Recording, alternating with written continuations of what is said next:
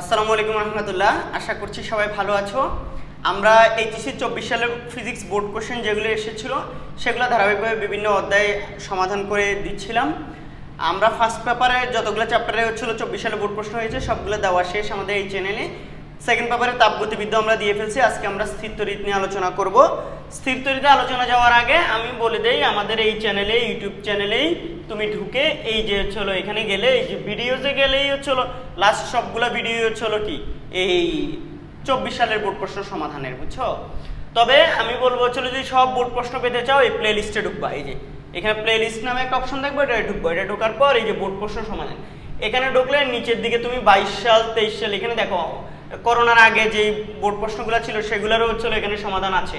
তারপর হচ্ছিল এই যে এরপর তুমি হচ্ছিল যদি 22 সাল দেখো, এই যে 21 সাল ছাড়া 22 সাল 23 সালের গুলোও আছে, এই যে 23 সালের বোর্ড প্রশ্ন আছে। আবার এই যে নিচে লাস্টে দিয়ে গেলে এই যে 24 সালের গুলো পাবা তুমি, ঠিক আছে? তাহলে এখান থেকে দেখে ফেলবে তোমরা। আমরা চলে যাই হচ্ছিল আমাদের স্থির তড়িৎ মেইন প্রবলেম সলভিং এ। আচ্ছা, আমরা এখানে দেখতে পাচ্ছি হলো একটা দুইটা সমান্তরাল পাত ধারক দেওয়া আছে, দুইটা পাত দিয়ে একটা সমান্তরাল পাত ধারক দেওয়া আছে, যাদের মধ্যবর্তী পাত দুইটার মধ্যবর্তী দূরত্ব 2 সেন্টিমিটার, 150 ভোল্টের উৎসের সাথে যুক্ত আছে। এই ধারকটাতে সঞ্চিত শক্তি হচ্ছে 9.96 × 10⁻৯ জুল। আর ধারকত্ব বৃদ্ধির কৌশল স্বরূপ 2 মিলিমিটার পুরুত্বের 4 পরাবৈদ্যুতিক বুভুক বিশিষ্ট একটি বস্তু পাতদ্বয়ের মাঝখানে স্থাপন করছে, ঠিক আছে? আচ্ছা, প্রথমে বলছে হচ্ছিল এটা হচ্ছে কৌশল ধারকত্ব বৃদ্ধির, এটা পরে। প্রথমে এটা এই চিত্র অনুযায়ী বলছে শক্তি হচ্ছিল 9.96 × 10⁻৯ জুল পরিমাণ শক্তি সঞ্চয় করে।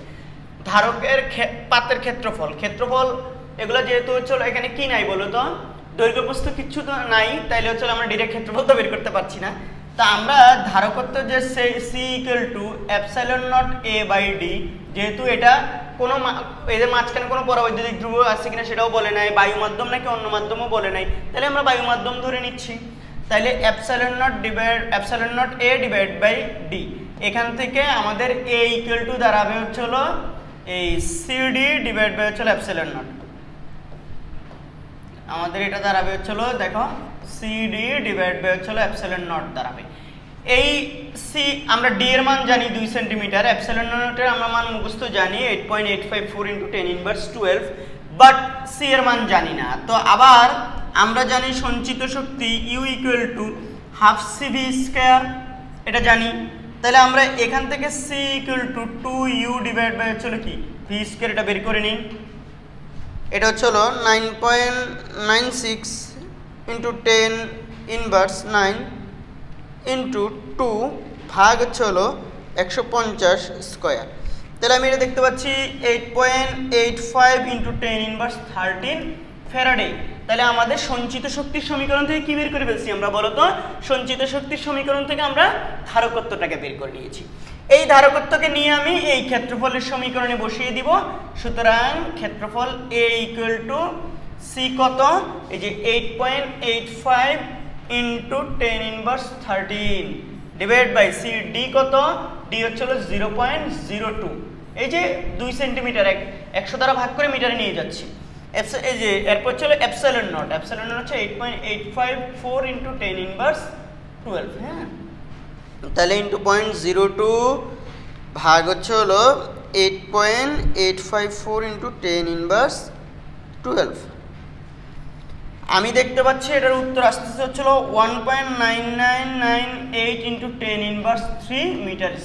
কেউ চাইলে এটাকে 2 × 10⁻3 মিটার² লিখতে পারবে, কারণ 1.99টা হচ্ছে হলো আমরা যদি একটু ইয়েতে যাই যে হচ্ছে হলো এই এটা যদি চিন্তা করি, এই যে এটা দেখো, এটা আমাদের 2 × 10⁻3 মিটার³ এটা লেখা যাবে কখন, যদি হচ্ছিল আমরা কি এই যে এই জিনিসটাকে কিভাবে লিখতে চাই, খেয়াল করো তোমরা। এই জিনিসটা হচ্ছিল 1.998, এটাকে 2 লেখা যাবে না? যাবে তো। তাহলে আমরা এর পরের প্রবলেমে চলে যাই। দেখো বলছে ধারকত্ব বৃদ্ধির কৌশল সঠিক হয়েছে কিনা, মানে ও যে এই এত পুরুত্বের আর এত পরাবৈদ্যুতিক ধ্রুবক বিশিষ্ট একটা বস্তু রাখছে, এটার পর আসলে ধারকত্ব বাড়ছে কিনা, বাড়লে ওর কৌশলটা সঠিক হয়েছিল। তাহলে নতুন সি প্রাইম হবে কি বলতো, ε0A ডিভাইডেড বাই আমরা জানি হচ্ছে হলো d minus t into 1 minus 1 by k. 1 minus কি বলো তো 1 বাই কে, 1 বাই কে, এই যেটা। তো 8.854 ইন্টু হচ্ছে হলো 10 ইনভার্স 12 হচ্ছে হলো এপসাইলন নটের মান। এর মান হচ্ছে একটু আগে আমরা পাইলাম 1.9998 into 10 inverse 3 divided by d হবে আমাদের ডি ডি ডি ডি হচ্ছে 2 সেন্টিমিটার, তাহলে এটা 0.02 বিয়োগ টি 2 মিলিমিটার মানে 2 ইন্টু 10 ইনভার্স 3 মানে 0.002 ইন্টু 1 মাইনাস 1 বাই হচ্ছে হলো কি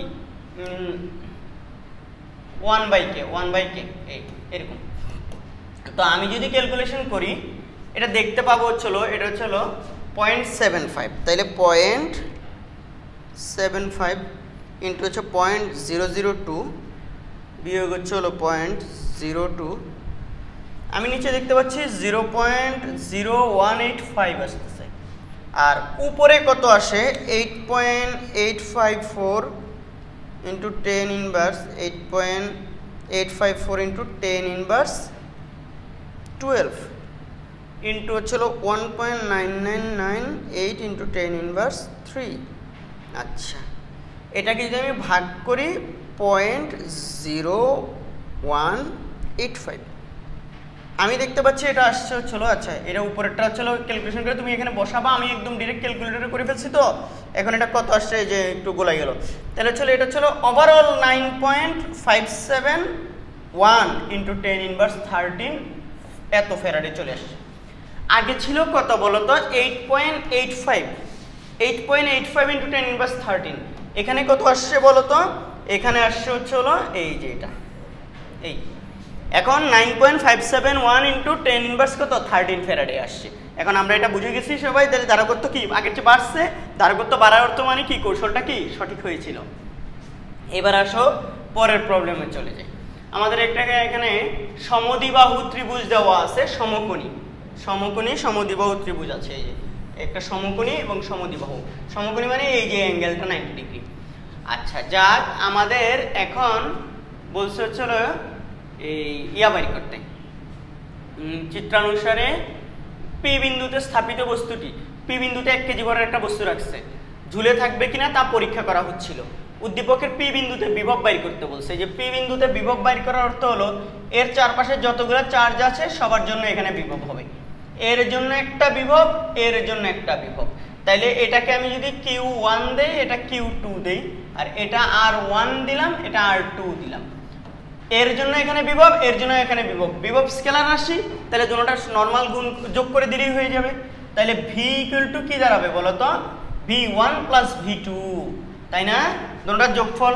এবার V1টা আমি চাইলে বের করে নিতে পারি C ইন্টু কিউ বাই হচ্ছে হলো কি R, কিউ বাই R। আচ্ছা, Q1 বাই তাহলে R1 হবে, C কত 9 into 10 to the power 9, Q1 কত হবে এখানে 1.5 ইন্টু 10 ইনভার্স 9 ডিভাইড বাই হচ্ছে হলো R কত 2√2। ঠিক আছে, আমরা এখান থেকে ক্যালকুলেশন করে কত ভোল্ট আসে সেটা বের করে নিব। 1.5 ইন্টু 10 ইনভার্স 9 ভাগ হচ্ছে হলো 2√2, হ্যাঁ, এই ইন্টু হচ্ছে হলো 9 ইন্টু 10 টু দি পাওয়ার 9। আমি দেখতে পাচ্ছি এটা আসলো হচ্ছে হলো 4.7729 মানে 4.773 ভোল্ট। আচ্ছা, এবার V2টা কত আসে দেখি, C ইন্টু Q2, এই চার্জের জন্য এখানে বিভব কত, তাহলে C Q2 divide by R2, 9 into 10 to the power 9, এই C মানটা কত একই, C এর মানটা একই, R এর মানও একই, তাহলে এটা সেমই আসবে 1.5 into 10 inverse 9 divide by 2√2, 4.773 volt. আচ্ছা দেখো 4.773 ভোল্ট। এই দুইটা যোগ করে দিলেই তো আমরা পি বিন্দুতে যেই আমাদের বিভবটা আছে সেটা পেয়ে যাব, দুইটা যোগ, তাহলে 4.773 যোগ 4.773, তাহলে কত আসবে, এটাকে 2 দিয়ে আমি যদি গুণ করে দিই ডিরেক্ট 9.55 ভোল্ট আসছে। তাহলে আমাদের উদ্দীপকের পি বিন্দুতে বিভবের মান কত 9.55 ভোল্ট। আমি একবার তারপর উত্তরটা মিলাই দিব, কারণ অনেক সময় ক্যালকুলেশনে ভুল হয়ে যায়। তো চলো এখানে 9.5459 ভোল্ট, এখানে 55, ঠিক আছে। তাহলে এখানে ভুল কিছু হয় নাই। কি করলাম বলতো, এই কিউ বিন্দুর চার্জের জন্য এখানে বিভব বের করছি, এটার জন্য এখানে বিভব, দুটোটা বিভব বের করে তারপর এখানে হচ্ছে কি মোট বিভব যোগ করে দিছি। বিভব ডিরেক্ট যোগ কেন বলতো, ভেক্টর নিয়মে হয় না কেন, কারণ হচ্ছে বিভব স্কেলার রাশি। এবার আসো, উদ্দীপকের পি বিন্দুতে স্থাপিত বস্তুটিকে শূন্যে ঝুলিয়ে রাখা যাবে কিনা, শূন্যে ঝুলিয়ে রাখা যাবে কিনা।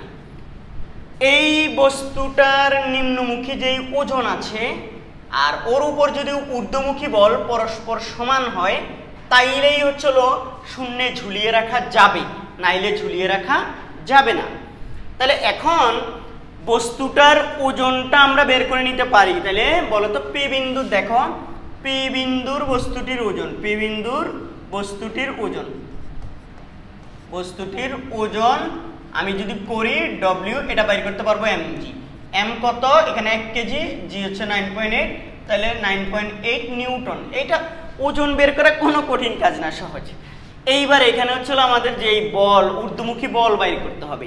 তো এইটার মনে করি এইটার মধ্যে ঊর্ধ্বমুখী বল, মনে করি এটার মধ্যে একটা চার্জ আছে, মনে করি বস্তুটির মধ্যে মনে করি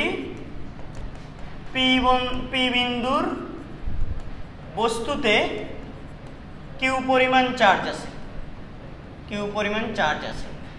তো এখন আমরা এটা বলের কনসেপ্ট থেকেও করতে পারবো, প্রাবল্যের কনসেপ্ট থেকেও করতে পারবো। তো তাহলে সুতরাং উক্ত বস্তুটির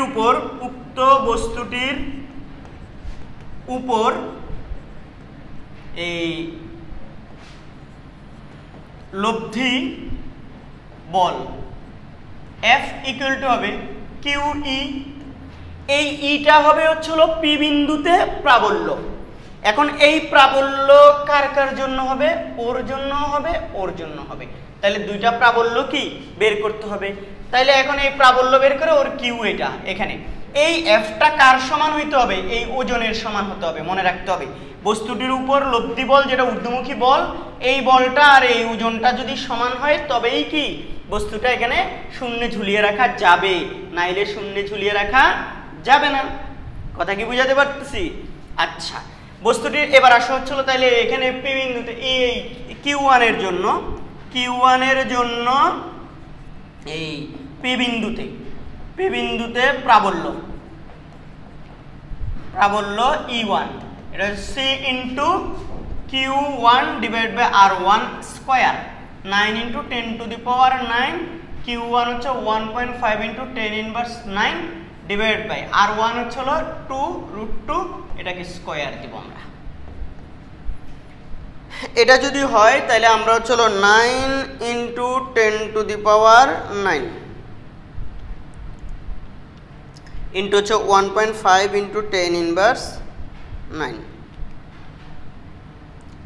এরপরে আসে হচ্ছে ভাগ হচ্ছে 2√2, এটা দিয়ে স্কোয়ার দিয়ে, তাহলে আমি এটা পাচ্ছি 1.6875 নিউটন, আমরা জানি পার কুলম।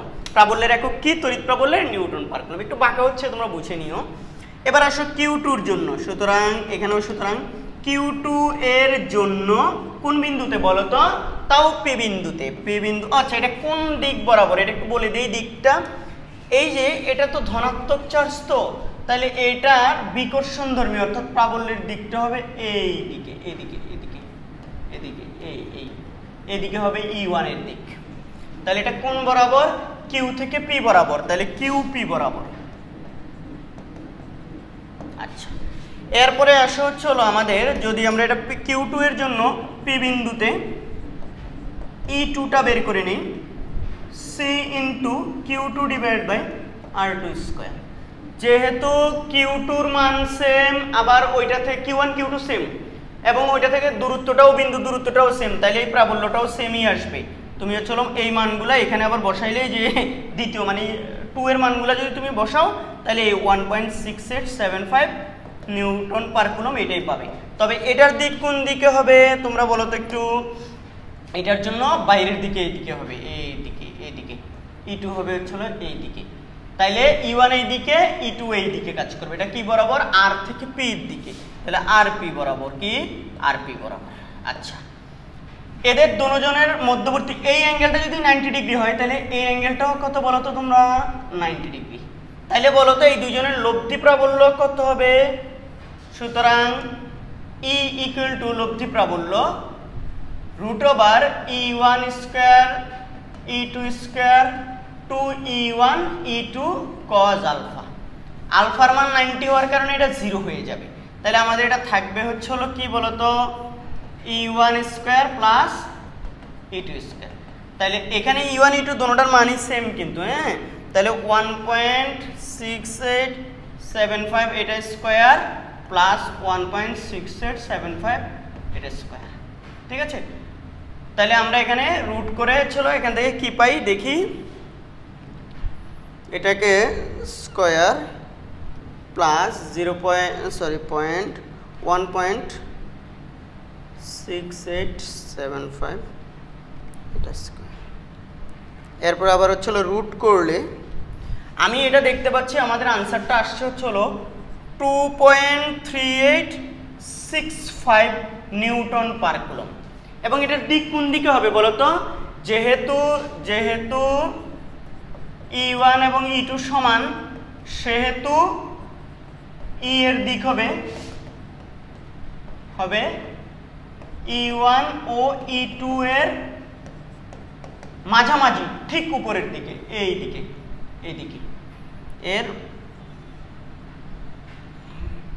মাঝামাঝি খাড়া উপরের দিকে, বা ঠিক মধ্যবিন্দু দিয়ে হচ্ছিল খাড়া উপরের দিকে। আচ্ছা, এইবার আসো এই ই এর মান, তাইলে হচ্ছে ই পাইলাম। স্যার ই পাইলে আমাদের লাভ কি হইল? ই দিয়ে আমরা কি করব? দেখো স্যার, এই ই এর মান এখানে বসাই দিব, তাইলেই তো আমরা এফটা পাবো। এবং এই দুইটা সমান ধরে কিউ এর মানটা কত হলে আমাদের আসলে এই যে বস্তুটাকে ঝুলিয়ে রাখা যাবে সেটা আমরা বের করে দেখাবো। দেখো, ঝুলিয়ে রাখতে হলে এফ ইকুয়াল টু হচ্ছে ডব্লিউ। তাহলে এফ হচ্ছে হলো কত? এই যে কিউ ই এর জায়গায় ই তো এটা পাইলাম, তাহলে কিউ ইন্টু ই হচ্ছে হলো 2.3865 আর ওজন হচ্ছে 9.8। তাহলে সুতরাং এখান থেকে কিউ কত আসে দেখি। অনেকে বলে স্যার কিউ দিয়ে আমাদের কাজ কি? আমাদের কিউ দিয়ে কাজ কি?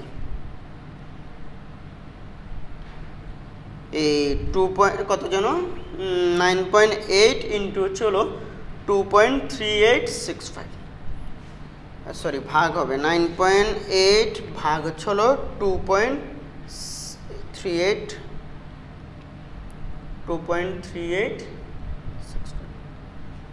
এটা হচ্ছে হলো আমি দেখতে পাচ্ছি 4.11 কুলম্ব। তার মানে যদি আমাদের ওই যে উদ্দীপকের যে পি বিন্দুতে বস্তুটা আছে না, ওই বস্তুটার মধ্যে 4.11 কুলম্ব মানের চার্জ স্থাপন করলে বস্তুটিকে শূন্যে ঝুলিয়ে রাখা সম্ভব। কথা বুঝতে পেরেছো? উত্তরটা একবার আমি মিলাই দিব যে আমাদের উত্তরটা ঠিক আছে কিনা। 4.1064 ঠিক আছে, 4.11 কুলম্ব। এইবার এটা আমাদের হচ্ছিল এই প্রশ্ন আমাদের সামনে আছে। একটি ধারক 150টি বৃত্তাকার টিনের পাতের তৈরি। প্রতিটি পাত পরস্পর হতে 0.4 মিলিমিটার পুরু। পরস্পর হতে 4 মিলিমিটার পুরু মানে পরস্পর এদের মধ্যবর্তী দুইটা পাতের মধ্যবর্তী দূরত্বটা হচ্ছিল, এখানে পুরুত্ব বলতে কিন্তু দূরত্ব বোঝাচ্ছে পাত দুইটার মধ্যবর্তী। যে দেখো পরস্পর হতে প্রতিটি পাত পরস্পর হতে এত মিটার পুরু, এর অর্থ হলো এরা এত মিটার দূরত্বে আছে, ঠিক আছে, এবং এত ব্যাসার্ধের। তাইলে অব্রের চাদর দ্বারা পৃথকীকরণ করা আছে। অব্রের পরাবৈদ্যুতিক ধ্রুবক 6, একটি অন্তর একটি পাত পরস্পর যুক্ত, একটা অন্তর একটা পাত পরস্পর যুক্ত, ঠিক আছে। তো এরকম যদি হয় তাহলে আমি যদি পাশাপাশি হচ্ছিল এরকম 150টা পাতকে রাখি, তাইলে 149টা ধারক তৈরি হবে। কয়টা ধারক তৈরি হবে? 149টা। এবং সেই ধারকগুলা কিভাবে কাজ করবে বলতো? সমান্তরাল ধারকের ন্যায় কাজ করবে, সমান্তরাল পাত ধারকের ন্যায় কাজ করবে। মানে এরকম একটা পাত, দুইটা পাত, তিনটা পাত, এরকম।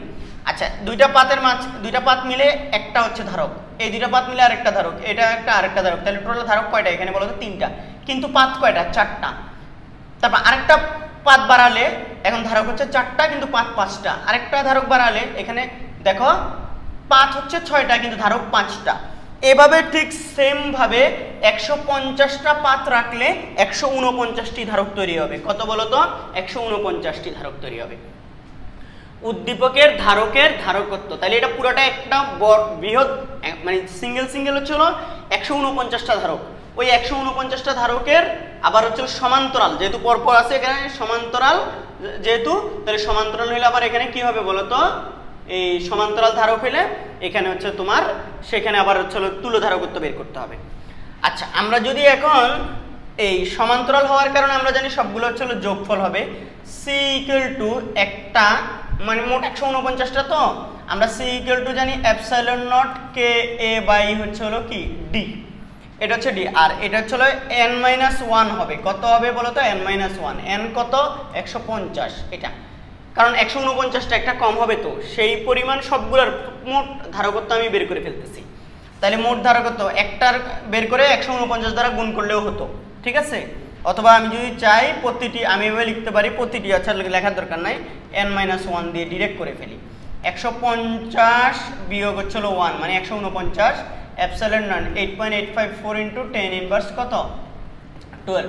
কে কত বলো তো, কে দেওয়া আছে মনে হয় প্রশ্নে 6, এ হচ্ছে দেওয়া আছে, এ দেওয়া নাই আর দেওয়া আছে, তাহলে পাইয়ের স্কয়ার, যেহেতু এগুলো বৃত্তাকার, এগুলো বলছে হচ্ছিল বৃত্তাকার, এই যে বলে দেওয়া আছে, এই জন্য হচ্ছে পাইয়ের square divide by D, D হচ্ছিল 0.4 মিলিমিটার, তাহলে 0.4 মিলিমিটার ইন্টু হচ্ছে 10 ইনভার্স 3।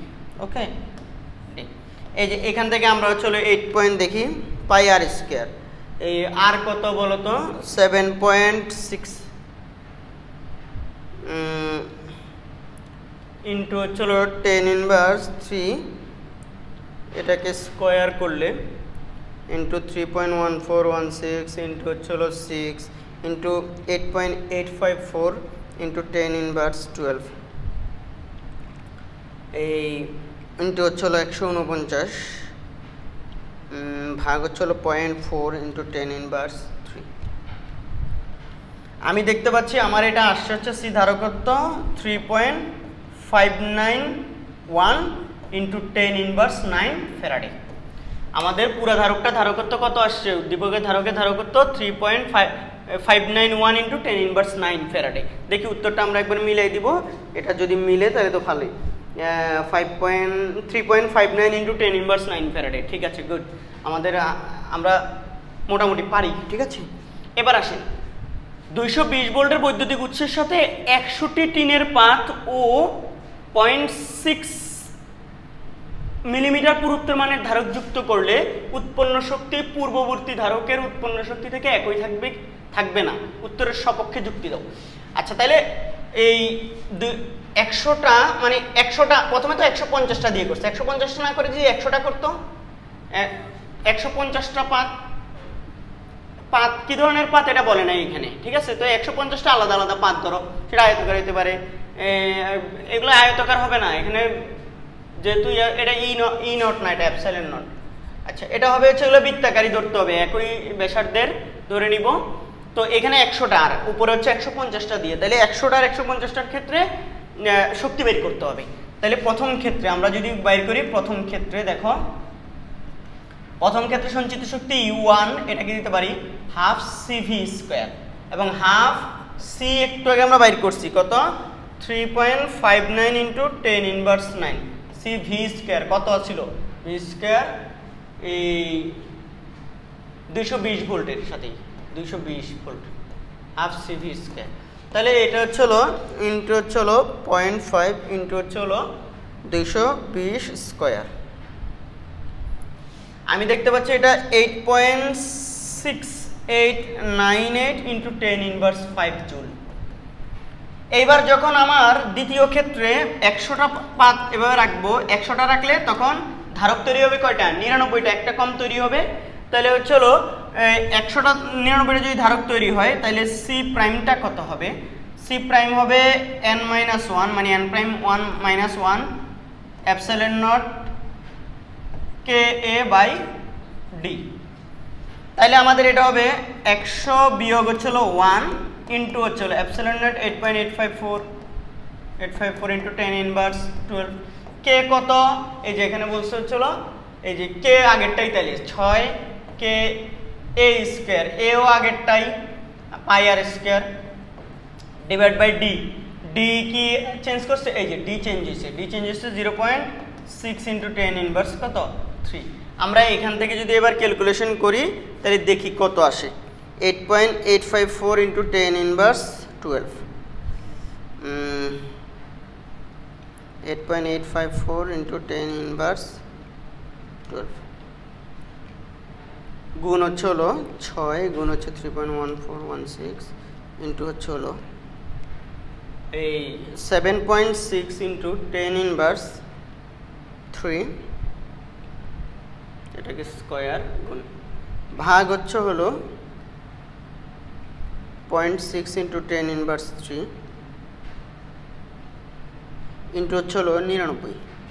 আমি দেখতে পাচ্ছি এটা আসছে আমার হচ্ছিল 1.59 ইন্টু 10 ইনভার্স 9 ফ্যারাডে। আচ্ছা, তাইলে এবার বলো তো পরিবর্তিত অবস্থায় সঞ্চিত শক্তি ইউ প্রাইম কত হবে? ইউ প্রাইম হবে half C V square, half C prime V square. তাহলে হাফ সি কত 1.59 ইন্টু 10 ইনভার্স 9 আর ভি স্কয়ার কত 220 ভোল্ট স্কয়ার। তাহলে আমি এটা ইন্টু হচ্ছিল 0.5 ইন্টু হচ্ছিল 220 স্কয়ার করি, এটা আসছে হচ্ছে 3.849 ইন্টু 10 ইনভার্স 5 জুল। আচ্ছা, আগে সঞ্চিত শক্তি দেখো 8.6898 ইন্টু 10 ইনভার্স 5 জুল, আর এটা হচ্ছে 3.84 ইন্টু 10 ইনভার্স 5 জুল। এর অর্থ কি? উৎপন্ন শক্তি একই থাকবে না। উৎপন্ন শক্তি আগের ক্ষেত্রে, প্রথম ক্ষেত্রে যা, দ্বিতীয় ক্ষেত্রে তার চেয়ে কি কমে গেছে। ঠিক আছে, আসলে পাত সংখ্যা কমে যাওয়ার কারণে ধারকের সংখ্যা, ওভারঅল ধারকের সংখ্যা কমে গেছে, এই জন্য হচ্ছে হলো কি এই তোমার ধারকত্ব কমে গেছে। ধারকত্ব কমে যাওয়ার কারণে শক্তিটা কমে গেছে। ঠিক আছে, সহজ কিন্তু। এরপরে যদি আমরা প্রবলেমে চলে যাই, এটা দেওয়া আছে, তিনটা ধারক দেওয়া আছে। এই তিনটা ধারকের ক্ষেত্রে এগুলা দেওয়া আছে আমাদের শ্রেণীতে। এই ধারকগুলো কিভাবে আছে বলো তো? শ্রেণীতে আছে। তো এখন এই শ্রেণীতে থাকার অর্থ হলো আমাদেরকে এখন এগুলার হচ্ছে হলো কি তুল্য ধারকত্ব বের করতে হবে। বলছে বর্তনীটির মধ্যবর্তী ধারকের সঞ্চিত চার্জের পরিমাণ নির্ণয় করো।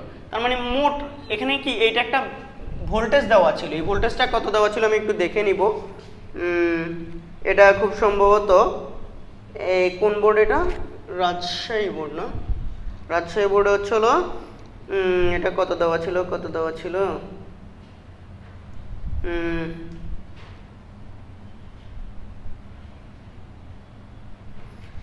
100 এই জায়গায় এটা কত 100 ভোল্টেজ দেওয়া ছিল। তাহলে এই তিনটা ধারক কিভাবে আছে? পরপর আছে, শ্রেণীতে আছে। শ্রেণীতে থাকার অর্থ হলো তাহলে 1/CS তুল্য ধারকত্ব বের করে ফেলি, 1/C1 plus 1/C2 plus 1/C3। আচ্ছা, আগে আমরা হচ্ছিল বা হচ্ছিল 1/CS ইকুয়াল টু এখান থেকে করে ফেলি, 1/C1 মানে হচ্ছিল 1/6 প্লাস 1/8 প্লাস 1/10। তাহলে এটা হচ্ছে হলো আমরা যদি করি কত আসে 120 মনে হয়। ঠিক আছে, 40-এ যায় না, 120। তাহলে এটা 120 যদি হয়, এটা আমি দেখতে পাচ্ছি 6 120 হচ্ছে হলো 20, এটা এখানে 20 নাকি, সরি ভুল হচ্ছে কেন, 120 ভাগ 6, আমি এটা হচ্ছে হ্যাঁ 20, তো এটা বন্ধ গোলাই ফেলছি। 20 প্লাস এটা হচ্ছে হলো এই 15, এটা 15 প্লাস হচ্ছে হলো এটা 12। তাহলে আমি এখানে দেখতে পাচ্ছি এই জিনিসটা আস্তে আস্তে হচ্ছে হলো ওভারঅল 35 37 47 ডিভাইড বাই হচ্ছে হলো 120। তাহলে সুতরাং হচ্ছে হলো CS ইকুয়াল টু হবে 120 ডিভাইড বাই হচ্ছে হলো 47। দেখি 120 ডিভাইড বাই হচ্ছে হলো 47, তাহলে 2.55 এই এটা মাইক্রোফ্যারাডে। তাহলে এটাকে 2.55 ইন্টু 10 ইনভার্স 6 ফ্যারাডে বলা যায়। এটা হচ্ছে হলো আমাদের এই পুরো ধারকটা ধারকত্ব। এখন এখানে সঞ্চিত শক্তি, সঞ্চিত চার্জের পরিমাণ বের করতে হবে। শ্রেণীতে সবগুলো ধারকের মধ্যেই কিন্তু সমান পরিমাণ চার্জ চার্জিত হবে এবং সেটা হচ্ছে তাদের তুল্য ধারকত্বের সমান। কিউ ইকুয়াল টু আমরা জানি আবার সিবি, তাহলে সিএসভি। তাহলে সিএস কত 2.55 ইন্টু হচ্ছে কত 10 ইনভার্স 6, ভি কত 100 ভোল্ট। তাইলে আমি দেখি এটা কত আসবে, 2.55 ইন্টু 10 ইনভার্স কত 4 কুলম্ব চার্জ। তাহলে এখানে ধারকগুলোর মধ্যে যেই ধারকগুলো আছে আমাদের এই বর্তনীতে, সেই ধারকগুলোর প্রত্যেকটার মধ্যে এই পরিমাণ চার্জ সঞ্চিত হবে, কারণ শ্রেণীতে সবার চার্জ কি সেম। আমি উত্তরটা তারপরে একবার মিলাই দিব যে হচ্ছে এটা কত, আমার ওখানে 2.55 ইন্টু 10 ইনভার্স 4, 2.55 ইন্টু 10 ইনভার্স 4। ঠিক আছে, এরপরে আসো বলছে সর্বাধিক শক্তি সঞ্চয়ের জন্য উদ্দীপকের সমীকরণটি যথার্থ।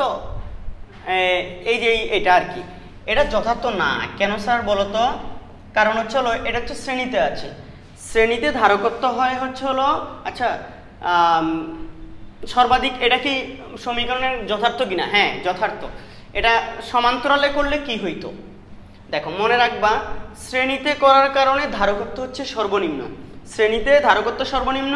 তো আমরা জানি হচ্ছে হলো কি, দেখো এখানে ডিরেক্ট এখানে গাণিতিক বিশ্লেষণের মাধ্যমে, তাহলে তুমি শ্রেণীতে এখানে সঞ্চিত শক্তি U1টা একবার বের করো, হাফ U1টা বের করছো না এখানে, সরি হাফ CV² বের করো, তাহলে হাফ সি কত বলো তো? এই যে এখানে আমরা বাইর করছি 2.55 into 10 inverse 6, 2.55 into 10 inverse 6 V² মানে হচ্ছে 100²। এখান থেকে তোমরা একটা শক্তি পাবে এত জুল। তারপর সমান্তরালে ধারকগুলো সমান্তরালে যুক্ত করলে প্রথমে চিত্রটা এঁকে দেখাইতে পারো, ধারকগুলো এরকম হলো কি, সবগুলো ধারককে, 3টা ধারককে সমান্তরালে তোমরা স্থাপন করতে পারো। এরপরে এই দিক দিয়ে হলো কি, এটা হচ্ছে C1, এটা C2, এটা C3। তাহলে এদের ধারকত্ব হবে কত বলো তো? C প্যারালাল ইকুয়াল টু হবে C1 plus C2 plus C3, তিনটা যোগ ডিরেক্ট 6, 8, 10, তাহলে হচ্ছে কত হয়? 14, 24 মাইক্রোফ্যারাডে। 24 মাইক্রোফ্যারাডে 24 ইন্টু 10 ইনভার্স কত? 6 ফ্যারাডে।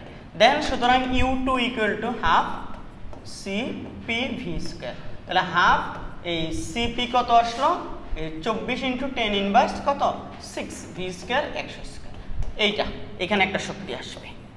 এখন এই দুইটা শক্তি আসলে দেখো, তুমি শ্রেণীতেও করে দেখলা, শ্রেণীতে তো আসবে এইটা আর সমান্তরালে আসবে এটা। শ্রেণীতে যেই ধারকত্বটা আসে সেটা হচ্ছে সর্বনিম্ন। আমরা জানি শ্রেণীতে ধারকগুলোকে সজ্জিত করলে সর্বনিম্ন ধারকত্ব পাওয়া যায়। তাহলে সিদ্ধান্ত দিবা, যেহেতু শ্রেণীতে মানে সজ্জিত করলে ধারকগুলোকে এই তুল্য ধারকত্ব সর্বনিম্ন হয়, সেহেতু উদ্দীপকের বর্তনীটিতে এই সঞ্চিত শক্তি কি? সর্বোচ্চ। কারণ ধারকত্ব, যে আমরা জানি হচ্ছিল ধারকত্ব যত, এই ভুল কথা, একটু ভুল হচ্ছে স্যার, এটা যথার্থ কিনা? আচ্ছা এখানে এটা হচ্ছিল কম আসছে, আর এটা হবে কি? বেশি আসবে সঞ্চিত শক্তি। তো আমাদের এখানে জানতে চাইছে কি, সর্বাধিক শক্তি সঞ্চয়ের জন্য উদ্দীপকের সমীকরণটি যথার্থ কিনা। এটা তো শ্রেণীতে আছে, শ্রেণীতে তো সর্বনিম্ন হয় ধারকত্ব, আর এই সূত্র অনুযায়ী দেখো হাফ CV² অনুযায়ী সি সর্বনিম্ন হইলে ইউ সর্বনিম্ন, তার মানে উদ্দীপকের এটা যথার্থ নয়। কিভাবে যথার্থ হবে সেটা যদি আমরা সমান্তরালে যুক্ত করি, সমান্তরালে ধারকত্ব হয় কি বলতো? সর্বোচ্চ। সমান্তরালে ধারকগুলোকে সাজালে ধারকত্ব সর্বোচ্চ হয়, সর্বোচ্চ ধারকত্ব হওয়ার কারণে সঞ্চিত শক্তিও সর্বোচ্চ বা সর্বাধিক হবে। কথা কি বুঝাতে পেরেছি? এইখান থেকে তোমাকে সিদ্ধান্ত দিতে হবে। তার মানে উদ্দীপকের সমীকরণটা বা চিত্রটা বা সন্নিবেশনটা কি নয় বলতো? যথার্থ নয়। কথা কি ক্লিয়ার? এবার আসো আমরা পরের প্রবলেমে চলে যাই। পরীক্ষাগারে দেখা যায় একটি সমান্তরাল পাতধারকের প্রত্যেকটি পাতের ক্ষেত্রফল এত, পাতদ্বয়ের মধ্যবর্তী দূরত্ব 2 সেন্টিমিটার, তা বাতাস দ্বারা পূর্ণ আছে। পাতদ্বয়ের বিভব পার্থক্য 20 ভোল্ট 50 ভোল্ট। পাতদ্বয়ের মধ্যে এত ডাইইলেকট্রিক ধ্রুবক বিশিষ্ট পদার্থ দ্বারা পূর্ণ করলে সঞ্চিত শক্তি পরিবর্তন হয়। উদ্দীপক অনুসারে ধারকটির ধারকত্ব কত? তার মানে প্রথম অবস্থায় ধারকটির ধারকত্ব সি ইকুয়াল টু, যেহেতু সমান্তরাল পাতধারকত্ব এপসাইলন নট কে, ও এখানে বলছে বাতাস দ্বারা পূর্ণ, তাহলে epsilon naught A divided by d, direct শেষ। 8.84 ইন্টু 10 ইনভার্স 12। এ কত দেওয়া আছে আমাকে? 1.55 ডিভাইড বাই হচ্ছে ডি কত? এই মধ্যবর্তী দূরত্ব 2 সেন্টিমিটার, মানে 0.02 মিটার। ঠিক আছে, তো আমরা এখান থেকে হচ্ছে হলো কি ক্যালকুলেশন করে 8.854 ইন্টু 10 ইনভার্স 12 ইন্টু হচ্ছে 1.55 ইন্টু হচ্ছে হলো ভাগ হচ্ছে হলো 0.02। আমি দেখতে পাচ্ছি এটা আমার আসছে হচ্ছে 6.862 ইন্টু 10 ইনভার্স 10 এত ফ্যারাডে ধারকত্ব। তো আমার যদি উত্তর ভুল না হয় একদম সিম্পলি এখানে আমি তারপর একবার উত্তর মিলাই দিব যে হচ্ছে হলো এটা কত আসে 6.86 ইন্টু 10^10।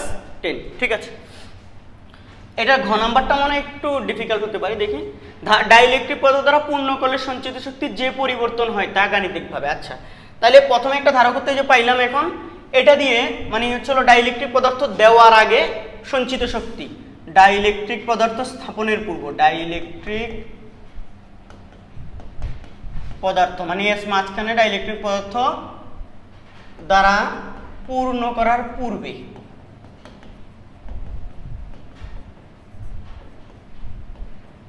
পূর্বে সঞ্চিত শক্তি U1 = হাফ সিভি স্কয়ার। তো আমরা জানি হাফ সিভি, সি কত 6.86 ইন্টু 10^10, সিভি স্কয়ার, ভি কত বলো তো, ভি ভি ভি ভি এখানে 50 ভোল্ট। তাইলে এখান থেকে এটা আমরা ইন্টু 0.5 ইন্টু 50 স্কয়ার, আমি দেখতে পাচ্ছি এটা হচ্ছে 8.577 ইন্টু 10^7 জুল। এবার যখন ডাইইলেকট্রিক পদার্থ দ্বারা পূর্ণ করব তখন ধারকত্ব চেঞ্জ হয়ে যাবে, তাহলে সঞ্চিত শক্তিও চেঞ্জ হয়ে যাবে। তাহলে পরিবর্তিত ধারকত্ব সি প্রাইমটা কত হবে বলো তো, সি প্রাইম হবে ε0 কে এ ডিভাইডেড বাই হচ্ছিল কি ডি। তাহলে ε0 8.854 ইন্টু 10^, কত 12, কে হচ্ছে হলো ডাইইলেকট্রিক পদার্থ 2.5, এ কত 1.55 ডিভাইড বাই হচ্ছে হলো কত 0.02। তাহলে আমরা এখান থেকে ধারকত্বটা আগে বের করে ফেলি, 8.854 ইন্টু 10^12 ইন্টু 2.5 ইন্টু 1.55 ভাগ 0.02, এটা আমি দেখতে পাচ্ছি 1.715 ইন্টু 10^9 ফ্যারাডে। এটা যদি পরিবর্তিত ধারকত্ব হয় তাহলে পরিবর্তিত সঞ্চিত শক্তি U2টা কি হবে, half C prime V square, half C কত এই যে 1.715 ইন্টু 10^9, ভি স্কয়ার কত 50, ধরে নিচ্ছে আগের ভোল্টেজটাই। তাইলে দেখো হাফ, এটা আমি ক্যালকুলেশন করে এখন ডিরেক্ট এখানে বসাই দেব। দেখি এটা হচ্ছিল ইন্টু 0.5 ইন্টু 50 স্কয়ার, এটা হচ্ছে হলো 2.144 ইন্টু 10^, কত 6 জুল। আচ্ছা, এখানে ছিল 10^7 আর 10^6 এর মধ্যে 10^6 বড়, তাহলে অবশ্যই শক্তি আগের চেয়ে কি বৃদ্ধি পাইছে। তাহলে বৃদ্ধিটা কত, সেই পরিবর্তন বৃদ্ধি, সঞ্চিত শক্তি বৃদ্ধি, সঞ্চিত শক্তি বৃদ্ধি, এই U2 মাইনাস কি U1 যা আসবে শেষ। আমি উত্তরটা একবার মিলাই দিব, মানে U1 U2 গুলো যদি ঠিকঠাক থাকে তাহলে বাদ বাকিগুলো ভুল হওয়ার কথা না। একটা হচ্ছে হলো 2.14 ইন্টু 10^6 আর একটা হচ্ছে হলো 1.71 ইন্টু 10^, কত 7, 8.57 ইন্টু 10^7, 8.57 ইন্টু 10^7। ঠিক আছে, উত্তর মিলেছে, কোথাও ক্যালকুলেশনে ভুল হয়নি। আর যদি কোথাও আমার ক্যালকুলেশনে কোনো একটাতে ভুল হয়েও যায় তোমরা একটু কষ্ট করে বুঝে নিও, যদি ভুল হয়ে যায় আর কি। দেখো এখানে আমাদের উদ্দীপকের চিত্র অনুযায়ী বায়ু মাধ্যমে অবস্থিত ABCD আয়তক্ষেত্র, ABCD একটা আয়তক্ষেত্র, এখানে এ ও সি বিন্দুতে যথাক্রমে দুইটা চার্জ আছে, দেখো এ আর সি তে আছে। আমাদের এই যে এগুলো ই নট গুলো হচ্ছে ε0 হবে, হ্যাঁ মাথায় রাখতে হবে। এখানে বলছে বি বিন্দুতে তড়িৎ প্রাবল্য বের করো, বি বিন্দুটা হচ্ছে হলো এখানে, এই জায়গায় তড়িৎ প্রাবল্য বের করতে হবে আমাদেরকে। দেখো এটা হচ্ছে মাইনাস চার্জ, আর এটার জন্য এখানে একটা প্রাবল্য হবে এই দিকে, এটা যদি আমি Q1 ধরি, এটাকে যদি আমি R1 ধরি, এটার জন্য এখানে একটা প্রাবল্য আছে, তাহলে এটাকে হবে R2 ধরি, এটাকে আমি Q2 ধরি। এটা মাইনাস চার্জ হওয়ার কারণে ওর প্রাবল্যের দিকটা হবে এই দিকে, তাহলে এটা E1 এর দিকটা হবে এই দিকে, E2 এর দিকটা হবে এই দিকে, এবং এদের মাঝামাঝি কোথাও হচ্ছে হলো কি এই লব্ধি প্রাবল্য যেটা E সেটা কাজ করবে। কথা কি বোঝা গেছে? এরকম আর কিছু না। এখন আমাদের তাইলে হচ্ছে হলো এই প্রাবল্য যেহেতু বাইর করতে হবে, তাইলে প্রথমে এ বিন্দুর চার্জের জন্য, এ বিন্দুর চার্জের জন্য আমাদের এর দূর পর্যন্ত দেখা যাচ্ছে, দেখি একটু, দেখা যাচ্ছে। দেখো তোমাদেরকে আরেকটা জিনিস আমি বলতে চাই, সেটা হচ্ছে বাইরে বৃষ্টিপাত হচ্ছে আর আমার মাইক্রোফোনটাও একটু লো কোয়ালিটির, যার কারণে কিছু আউটসাইডের সাউন্ড ক্যাপচার হইতে পারে, তোমরা একটু কষ্ট করে হচ্ছে ভিডিওগুলো বুঝতে হবে। এ বিন্দুর চার্জের জন্য কোথায় বলো তো? এ বিন্দুর চার্জের জন্য ওই যে বি বিন্দুতে প্রাবল্য আমি E1 দিব। E1 equal to C into Q1 divide by R1 square, 9 into 10 to the power 9। Q1 হচ্ছে কত? 1.5 ইন্টু 10 ইনভার্স 3, আর R1 হচ্ছে কত? 2 স্কোয়ার। তাইলে আমি দেখতে পাচ্ছি হচ্ছে এটা 1.5 ইন্টু 10 ইনভার্স 3 ভাগ হচ্ছে হলো 4 ইন্টু হচ্ছে 9 ইন্টু 10 টু দি পাওয়ার 9। আমি দেখতে পাচ্ছি এটা হচ্ছে হলো 3.375 into 10 to the power 6 Newton per coulomb, এবং এটার দিক হবে কোন দিকে? এ থেকে বি এর দিকে, এবি বরাবর। প্রাবল্য নির্ণয় করতে বলছে, এখন আসলে হচ্ছে বি, এই আরেকটা চার্জ আছে কোথায়? সি তে। তাহলে সি বিন্দুর এটার জন্য কিন্তু বি তে প্রাবল্য তৈরি হবে। তাহলে সুতরাং সি বিন্দুর চার্জের জন্য বি বিন্দুতে প্রাবল্য। E2 ইকুয়াল টু হবে হচ্ছে হলো C Q2 divide by R2 square. C হচ্ছে 9 into 10 to the power 9, Q2 কত বলো তো? মাইনাস, এখানে মাইনাস দিয়ে মাইনাসটা আমরা ব্যবহার করব না, 2.5 ইন্টু 10 ইনভার্স 3 ব্যবহার করব, ডিভাইড বাই দূরত্ব হচ্ছে কত? 1.5। আর এটা মাইনাস থাকার কারণে, অথবা মাইনাস দিতে পারি, কেউ চাইলে যদি তোমরা মাইনাস দাও সমস্যা নেই। তাহলে আমি এখানে দিলে হচ্ছে 2.5 ইন্টু 10 ইনভার্স কত? 3 ভাগ হচ্ছে 1.5 স্কোয়ার। একটু ভুলে গেছে, 2.5 ইন্টু 10 ইনভার্স 3 ভাগ হচ্ছে 1.5 স্কোয়ার। এটা হচ্ছে ইন্টু হচ্ছে 9 ইন্টু 10 টু দি পাওয়ার 9। আমি দেখতে পাচ্ছি এটা 10 ইন্টু হচ্ছে 10 টু দি পাওয়ার 6 আর 1 into 10 to the power 7 newton per coulomb, এবং এটার দিক হবে কোন দিকে বলো তো? বি থেকে সি এর দিকে। তাহলে বিসি এখানে একটা মাইনাস হবে প্রথমে, পরে আমরা এটা মাইনাসটা প্রথমে মাইনাস রেখে পরে লাইনে এসে 10 into 10 to the power 6 Newton per coulomb দিয়ে এখানে দিকটা লিখে ফেলবো। কোন দিকে বলো তো? বি থেকে সি এর দিকে, বিসি বরাবর। তাহলে এদের মধ্যবর্তী, সুতরাং আলফা কত হবে বলো তো? এদের মধ্যবর্তী এই যে কোণটা, এদের মধ্যবর্তী এই কোণটা E1 এবং E2 কোণটা কত হবে? 90 ডিগ্রি। তাহলে 90 ডিগ্রি হলো আলফা 90 ডিগ্রি।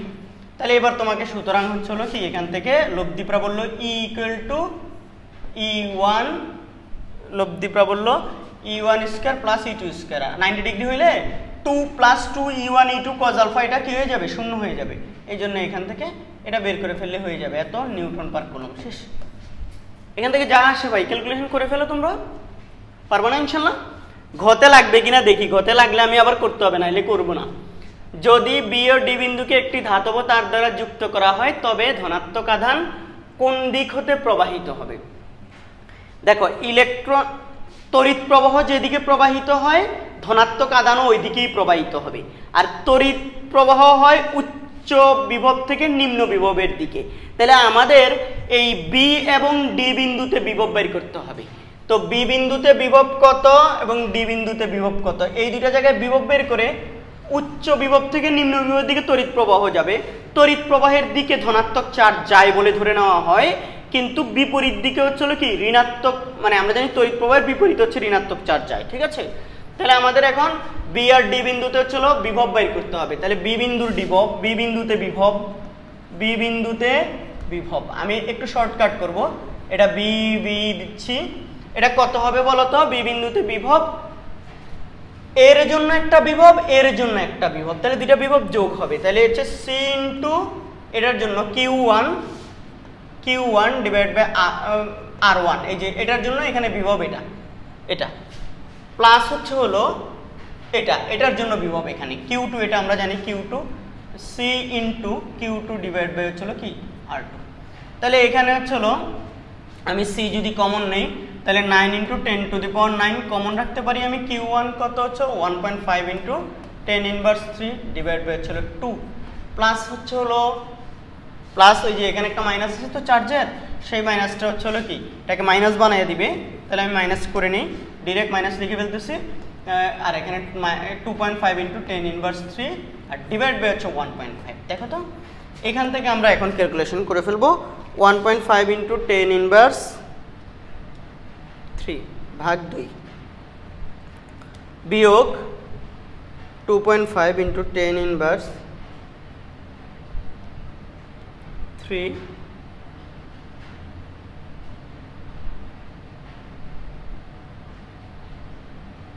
2.5 into 10 inverse 3 ভাগ হচ্ছে আবার 1.5 into 10 to the power। আমি এটা দেখতে পাচ্ছি ওভারঅল বিভব আসতেছে মাইনাস কিছু একটা, minus 8.25 into 10 to the power 6 volt এটা আসলো। যাক, এবার আমরা হচ্ছে হলো ডি বিন্দুর বিভব, ডি বিন্দুতে বিভব বের করি, ডি বিন্দুতে বিভব বিডি। তাহলে এটার জন্য এর জন্য এখানে বিভব আছে, এর জন্য এখানে বিভব আছে। এর জন্য প্রথমে এই বিন্দুর চার্জের জন্য সি ইন্টু এই Q1 মানে 1.5 ইন্টু এই 10 ইনভার্স 3 ডিভাইড বাই হচ্ছে হলো কত 1.5 প্লাস এটার জন্য হবে C into minus 2.5 into 10 inverse 3 divide by হচ্ছে হলো 2 মিটার দূরে। তাহলে 2 বিভব বের করে পারো তো? এই চার্জের জন্য এখানে বিভব বের করতেছি, এই চার্জের জন্য এখানে বিভব বের করতে, তারপর দুইটা যোগ করতেছি। এই যে একবার তাহলে হচ্ছিল এই বিন্দুতে বিভব বের হয়ে চলে আসবে, তাই না? এটাও এইভাবেই বের করছি। ওর জন্য এই চার্জটার জন্য এখানে বিভব, এই চার্জটার জন্য বিভব, তারপর তোমরা যোগ করলে এইটাতে পাচ্ছি। তাহলে এখান থেকে আমরা যদি হচ্ছে হলো 9 into 10 to the power 9 direct হচ্ছে হলো কি এটাই করি, বিয়োগটা হচ্ছে হলো এবার আসি হচ্ছে হলো এখানে এটা কত আসে একবারে করে ফেলবো। হ্যাঁ, এই যে হচ্ছে হলো 1.5 ইন্টু 10 ইনভার্স 3 ভাগ হচ্ছে 1.5, এটা হচ্ছে হলো 1 ইন্টু 10 ইনভার্স 3। এটা প্লাস মাইনাসে মাইনাস হয়ে যাবে, আর এটা দেখি কত আসে। মানে আমি এখানে হচ্ছে হলো দোনোজন থেকে হচ্ছে হলো সি কমন নিয়ে নিছি, সি কমন নিয়ে বাইরে লিখে ফেলছি। এটা হবে হচ্ছে হলো 2.5 ইন্টু 10 ইনভার্স 3 ভাগ হচ্ছে হলো 2। আমি দেখতে পাচ্ছি এটা 1.25 ইন্টু 10 ইনভার্স 3, তাহলে এটা হচ্ছে 0.25 ইন্টু 10 ইনভার্স 3 বিয়োগ 1 ইন্টু 10 ইনভার্স 3, তাহলে 0.25 ইন্টু 10 ইনভার্স 3 বা 2.5 into 10 inverse 4 into 9 into 10 to the power 9। আমার কাছে এটা আসলে হচ্ছে হলো ওভারঅল চলো মাইনাস 2.25 ইন্টু 10 ইনভার্স 6। আচ্ছা, এত ভোল্ট। এই দুইটা ভোল্টের মধ্যে মাইনাসের সামনে মাইনাস 2.25 বড়, মাইনাস 8.25 ছোট। তাইলে হচ্ছিল এখানে হচ্ছিল ভি গ্রেটার দেন, দেখো V D greater than VB. এই হওয়ায় কোন দিকে বলো তো? হওয়ায় তড়িৎ প্রবাহ কিন্তু ডি থেকে বি এর দিকে যাবে, তড়িৎ প্রবাহ ডি থেকে বি এর দিকে যাবে। তাইলে তড়িৎ প্রবাহ যেই দিকে যায় ধনাত্মক আধানও ওই দিকে গেছেই বলে ধরে নেওয়া হয়। তাইলে কোত্থেকে যাবে? ধনাত্মক আধান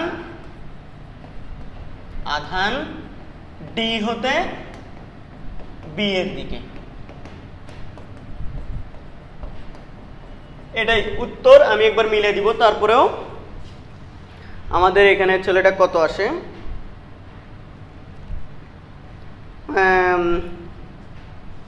দেখি। একটা হচ্ছে মাইনাস 2.24 ইন্টু 10 ইনভার্স 6। এটা আমার ইনভার্স আসছে নাকি টু? ও সরি, এই যে আমি একটা জায়গায় একটু ভুল করছি হালকা। এই যে এটা টু দি পাওয়ার হবে, এটা টু দি পাওয়ার এখানেও চলো কি টু দি পাওয়ার 6। ঠিক আছে, বাদ বাকি ঠিক আছে, সব কিছু ওকে হয়েছে। আর আরেকটা ব্যাপার আমি তোমাদেরকে এখানে একটু বলে দিতে চাই, এই যে গহতে করছি প্রাবল্য, চাইলে তুমি যে কোনো একটার সাথে ওকে ওর থিটা বের করে দেখাই দিতে পারো। এই লব্ধি প্রাবল্যের দিক এটা অথবা এটা, লব্ধি প্রাবল্যের দিক থিটা, ওই টেন থিটার সূত্র, টেন থিটা ইকুয়াল টু হচ্ছে হলো কি, এটা যেহেতু আমি E2 সাথে ধরছি, তাহলে এখানে E2 প্লাস এখানে হচ্ছে E1 সাইন আলফা, এখানে হচ্ছে হলো E1 কস আলফা।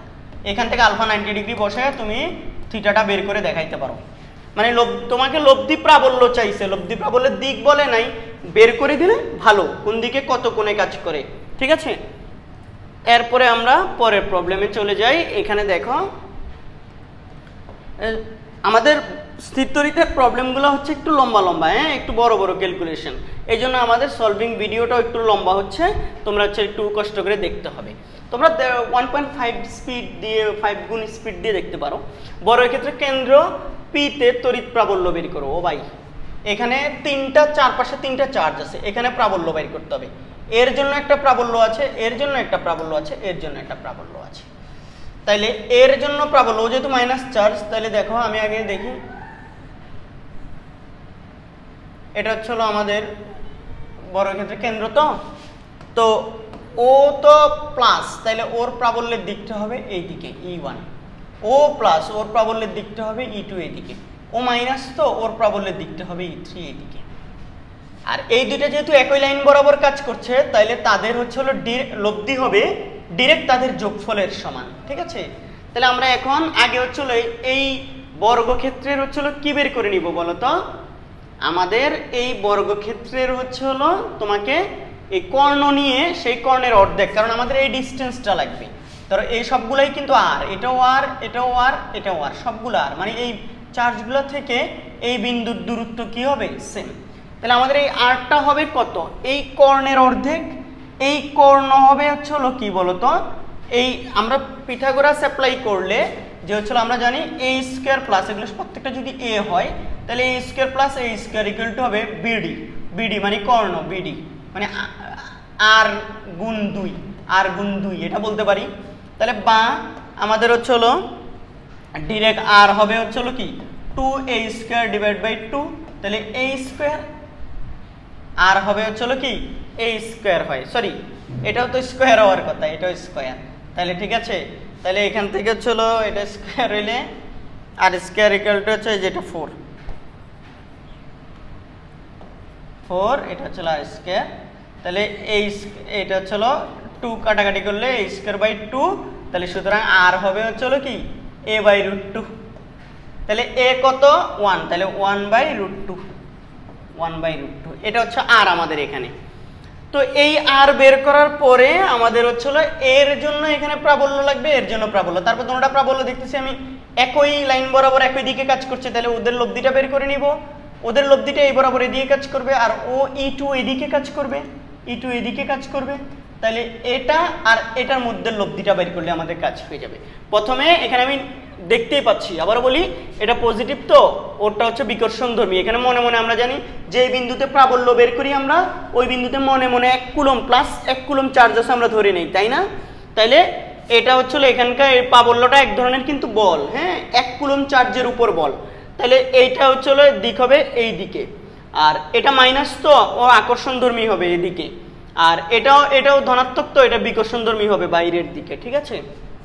এই এখন আমাদের E1 এর মান আমরা কিভাবে বের করব বলো তো, E1 CQ1 R square, R square 9 × 10⁹9, Q1 কত 2 × 10 ইনভার্স 9 ডিভাইডেড বাই R কত 1 স্কয়ার, R কত 1 বাই রুট 2, 1 বাই রুট 2 মানে কত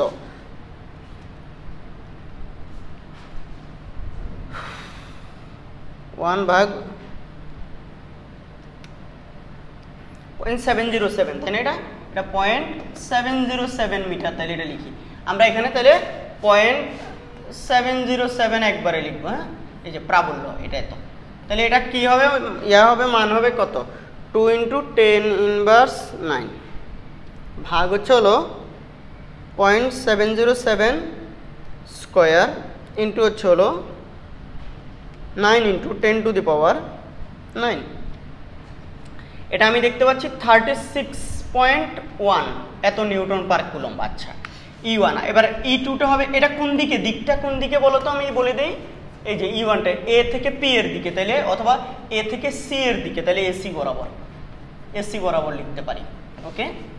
এবার E2 কার জন্য, এটার জন্য, E2 হচ্ছে এইদিকে, তাহলে E2 হচ্ছে দেখো CQ2 ডিভাইড বাই R, সবগুলোর ক্ষেত্রে সেম, তাই আমরা আর স্কয়ার লিখছি, 9 × 10⁹9, 4 × 10 ইনভার্স কত 9, এটা 4 × 10 inverse 9 charge 10 inverse 9 divide by 0.707, এটাকে স্কয়ার, তো আমরা যদি এটাও করি দেখি 4 × 10⁻৯ ভাগ হচ্ছিল 0.707 স্কোয়ার, হ্যাঁ, ইন্টু হচ্ছিল 9 × 10⁻৯। আমি এটা দেখলাম হচ্ছিল আমার 72.02 নিউটন পার কুলম্ব আসে, এবং যেহেতু এটাও প্লাস তাহলে বিকর্ষণধর্মী হবে, মানে বি থেকে ডি এর দিকে, বিডি বরাবর, কি বরাবর, বিডি বরাবর। ওকে, এবার আসো E3 ইকুয়াল টু হবে CQ3 divide by R square. তাহলে C 9 × 10⁻৯, এটা হচ্ছিল কত, -4 × 10, -4 × 10⁻৯ ডিভাইড বাই হচ্ছিল 0.707, এটাকে স্কোয়ার। তাহলে আমাদের আলটিমেটলি এটাই আসবে -72.02 নিউটন পার কুলম্ব। পরের লাইনে আমি শুধু 72.02 নিউটন পার কুলম্বই লিখবো, আর দিক লিখে ফেলবো কোন দিকে বলো তো, এবি বরাবর, এসি বরাবর। এইবার এসি এবং হচ্ছে হলো কি, দেখো এসি বরাবর দোনোটা হওয়ার কারণে, মানে E1 আর E3, তাহলে সুতরাং এই E1 ও E3 এর লব্ধি ধরো আমি এটাকে নাম দিলাম হচ্ছিল E13 ইকুয়াল টু হবে, যেহেতু একই লাইন বরাবর, আমরা জানি দুইটা ভেক্টর রাশি একই লাইন বরাবর একই দিকে কাজ করলে তাদের যোগফলটাই তাদের লব্ধি, তাহলে ডিরেক্ট আমি E1 আর E2 যোগ করে দিতে পারি। তাহলে আমি ডিরেক্ট ক্যালকুলেটরে বসাচ্ছি যে হচ্ছিল 72 আচ্ছা আনসার যোগ হচ্ছিল 36.01, তাহলে আমি এটা দেখতে পাচ্ছি 108.12 নিউটন পার কুলম্ব, এবং দিক হবে হচ্ছিল ওরা দুজন যেই দিকে কাজ করতেছিল সেই দিকেই, এসি বরাবর। তাইলে এখন আমাদের E2 হচ্ছে কাজ করতেছে এই দিকে, হ্যাঁ, আর E13 এই দিকে কাজ করতেছে, তাহলে এই দুইটার লব্ধি বের করতে হবে। তাহলে ফাইনালি সুতরাং কোন বিন্দুতে বলো তো, পি বিন্দুতে লব্ধি প্রাবল্য E ইকুয়াল টু, এবার আসো এদের মধ্যবর্তী এই কোণটা কত, E13 এবং E2 এর মধ্যবর্তী কোণ কত, 90 ডিগ্রি। তাইলে হচ্ছে হলো আমরা জানি বর্গক্ষেত্রের কর্ণগুলো পরস্পরই কি 90 ডিগ্রি কোণে বা সমকোণে ছেদ করে, তাহলে এখানে হচ্ছে 90 ডিগ্রি হলে ওই যে এখানে ভিতরে cos 90 মান 0 হয়ে যাবে, তাহলে এটা আমরা লিখতে পারি E2 স্কয়ার প্লাস E13 এটাকে স্কয়ার, তাহলে এখান থেকে মান চলে আসবে হচ্ছিল, একটা হচ্ছিল কত 72 E2 হচ্ছিল 72.02 স্কয়ার প্লাস হচ্ছে হলো 108.12 স্কয়ার। দেখি এটাকে স্কয়ার করব, প্লাস হচ্ছে হলো 72.02, এটাকে স্কয়ার করব, তারপর হচ্ছে হলো রুট করব। আমার কাছে এটা উত্তর আসলো হচ্ছে হলো 129.91 নিউটন পার কুলম্ব, এবং সেটা কোন দিকে হবে তুমি চাইলে সেটার মান হচ্ছে কি তড়িৎ প্রাবল্য নির্ণয় করো, চাইলে tan θ আমি ধরে যে এইভাবে করতে পারি, দেখো এইদিকে ধরি এদিকে কাজ করছে। E2 আর E13 এর মধ্যে আমি দেখতে পাচ্ছি এটা একটু বড়, E13টা বড় না, এই যে E13টা হচ্ছে 108, তাহলে এটার দিকে একটু করে মুখ করে থাকবে, এদিকে ধরলাম, তাহলে এটা হচ্ছে আমি যদি থিটা ধরি E এদিকে কাজ করবে।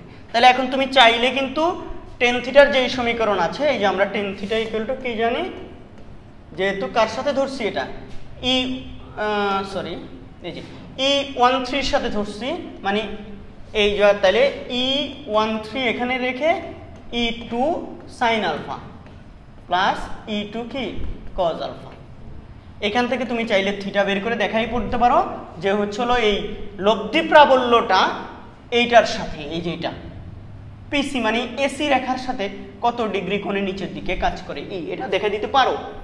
কেউ যদি মান পর্যন্ত বের করে দেয়, এখানে প্রাবল্য বের করতে বলছে, প্রাবল্যের দিক তো বললে নাই, তারপর আমি দিক বের করে দেওয়াটা প্রেফার করি। ভেক্টর রাশিকে প্রকাশ করার জন্য মান এবং দিক দুইটাই দরকার, তাই মানের সাথে সাথে দিকটা দেখিয়ে দেওয়া ভালো। বুঝতে পেরেছো? Simple, very very simple. এরপরে আমরা যদি অন্য একটা প্রবলেমে চলে যাই, এটা হচ্ছে হলো আমাদের কোন বোর্ডে আসছে, এটা আসছে চট্টগ্রাম বোর্ড, আমাদের বোর্ড, আমি চট্টগ্রাম বোর্ডের। চিত্রে বায়ু মাধ্যমে বর্গক্ষেত্রের এ বি সি তিনটা বিন্দুতে, আচ্ছা একই প্রশ্ন তো, ঘ নাম্বার, যে কোনো চার্জকে ডি বিন্দু হতে পি বিন্দুতে আনতে কৃত কাজ। ডি এবং পি থেকে, ডি হতে কোথায়, এই যে ডি থেকে কোথায় নিব, পিতে নিব, এখানে নিতে কৃত কাজ।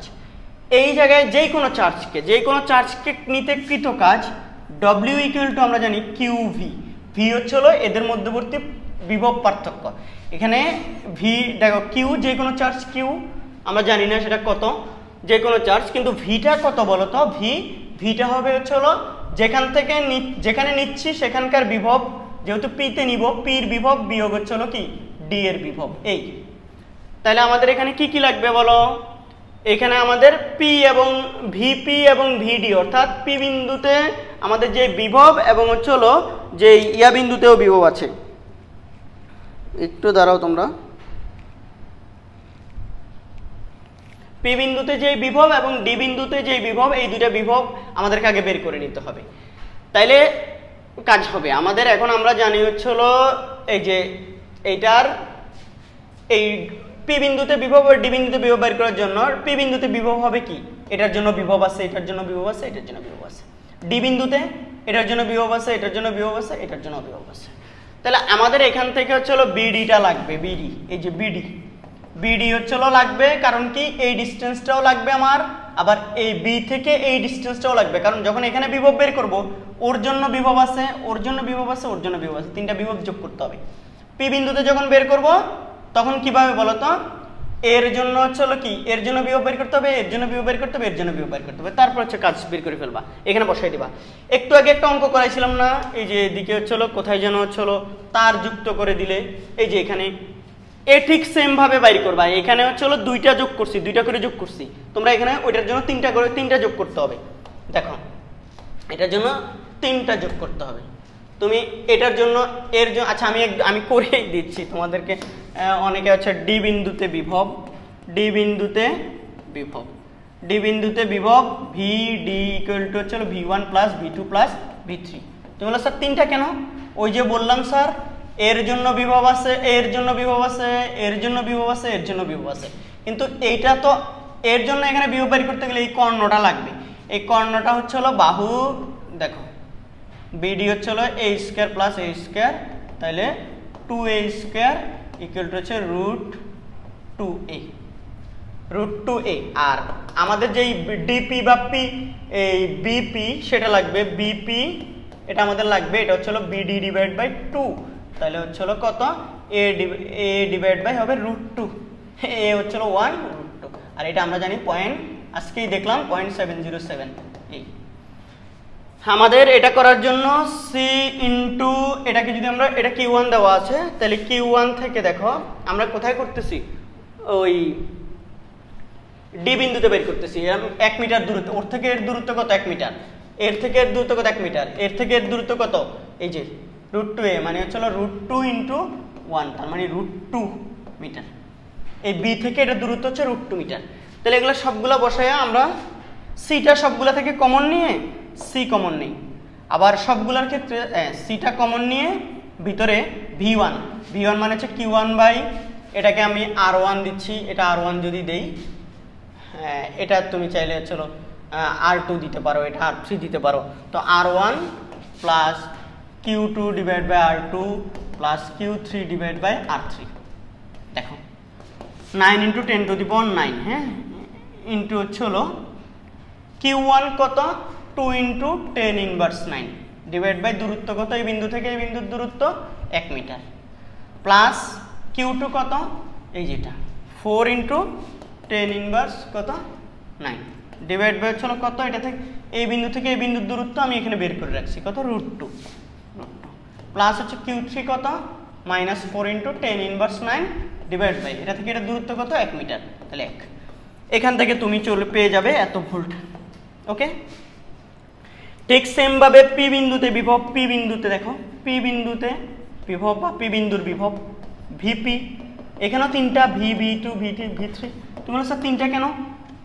এর জন্য বিভব আছে, এর জন্য বিভব আছে, এর জন্য বিভব আছে, এবং মনে রাখতে হবে এই বিন্দুর দূরত্বটা কিন্তু সবার জন্য কি এটা এটা এটা সেম, এখানে দূরত্বগুলো চার্জ থেকে দূরত্বগুলো সেম, কিন্তু তাহলে সবগুলো আর সেম, তাইলে সবগুলোতে হচ্ছে হলো কি আমরা সমীকরণ, এটা ভির যে সমীকরণ জানি C/Q/R, এই C এবং R সেম, তাইলে আমি C/R বাইরে কমন নিয়ে C/R কমন নিলে এখানে হচ্ছিল তোমার Q1 প্লাস Q2 প্লাস কি Q3, এই তাহলে আর এই আরটা কত হবে? এই আরটা হবে হচ্ছিল এতটুকু অর্ধেক, এই কর্ণের অর্ধেক, এটা 0.707 সি ইকুয়াল টু হচ্ছে 9 × 10⁹ আর হচ্ছে হলো কত 0.707 আর এখানে Q1 হবে কত 2 × 10⁻9 প্লাস 4 × 10⁻9 প্লাস মাইনাস হচ্ছে হলো 4 × 10⁻9 এইগুলো।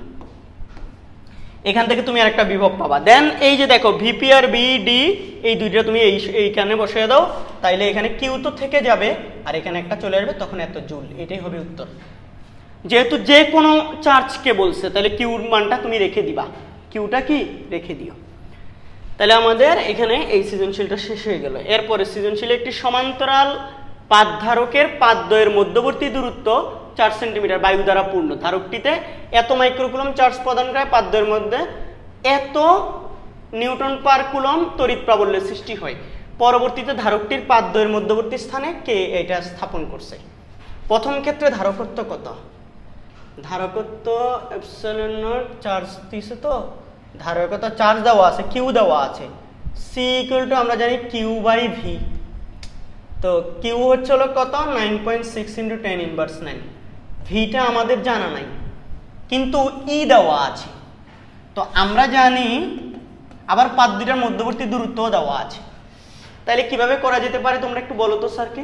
আচ্ছা স্যার এটা আমরা হচ্ছে হলো ভি ইকুয়াল টু আমরা জানি ইডি, ঠিক আছে। এখান থেকে ই হচ্ছে হলো 200, ডি হচ্ছে হলো 0.04, তাহলে এখান থেকে আমরা 200 গুণ হচ্ছে হলো 0.04, আমি এটা 8 ভোল্ট পাচ্ছি।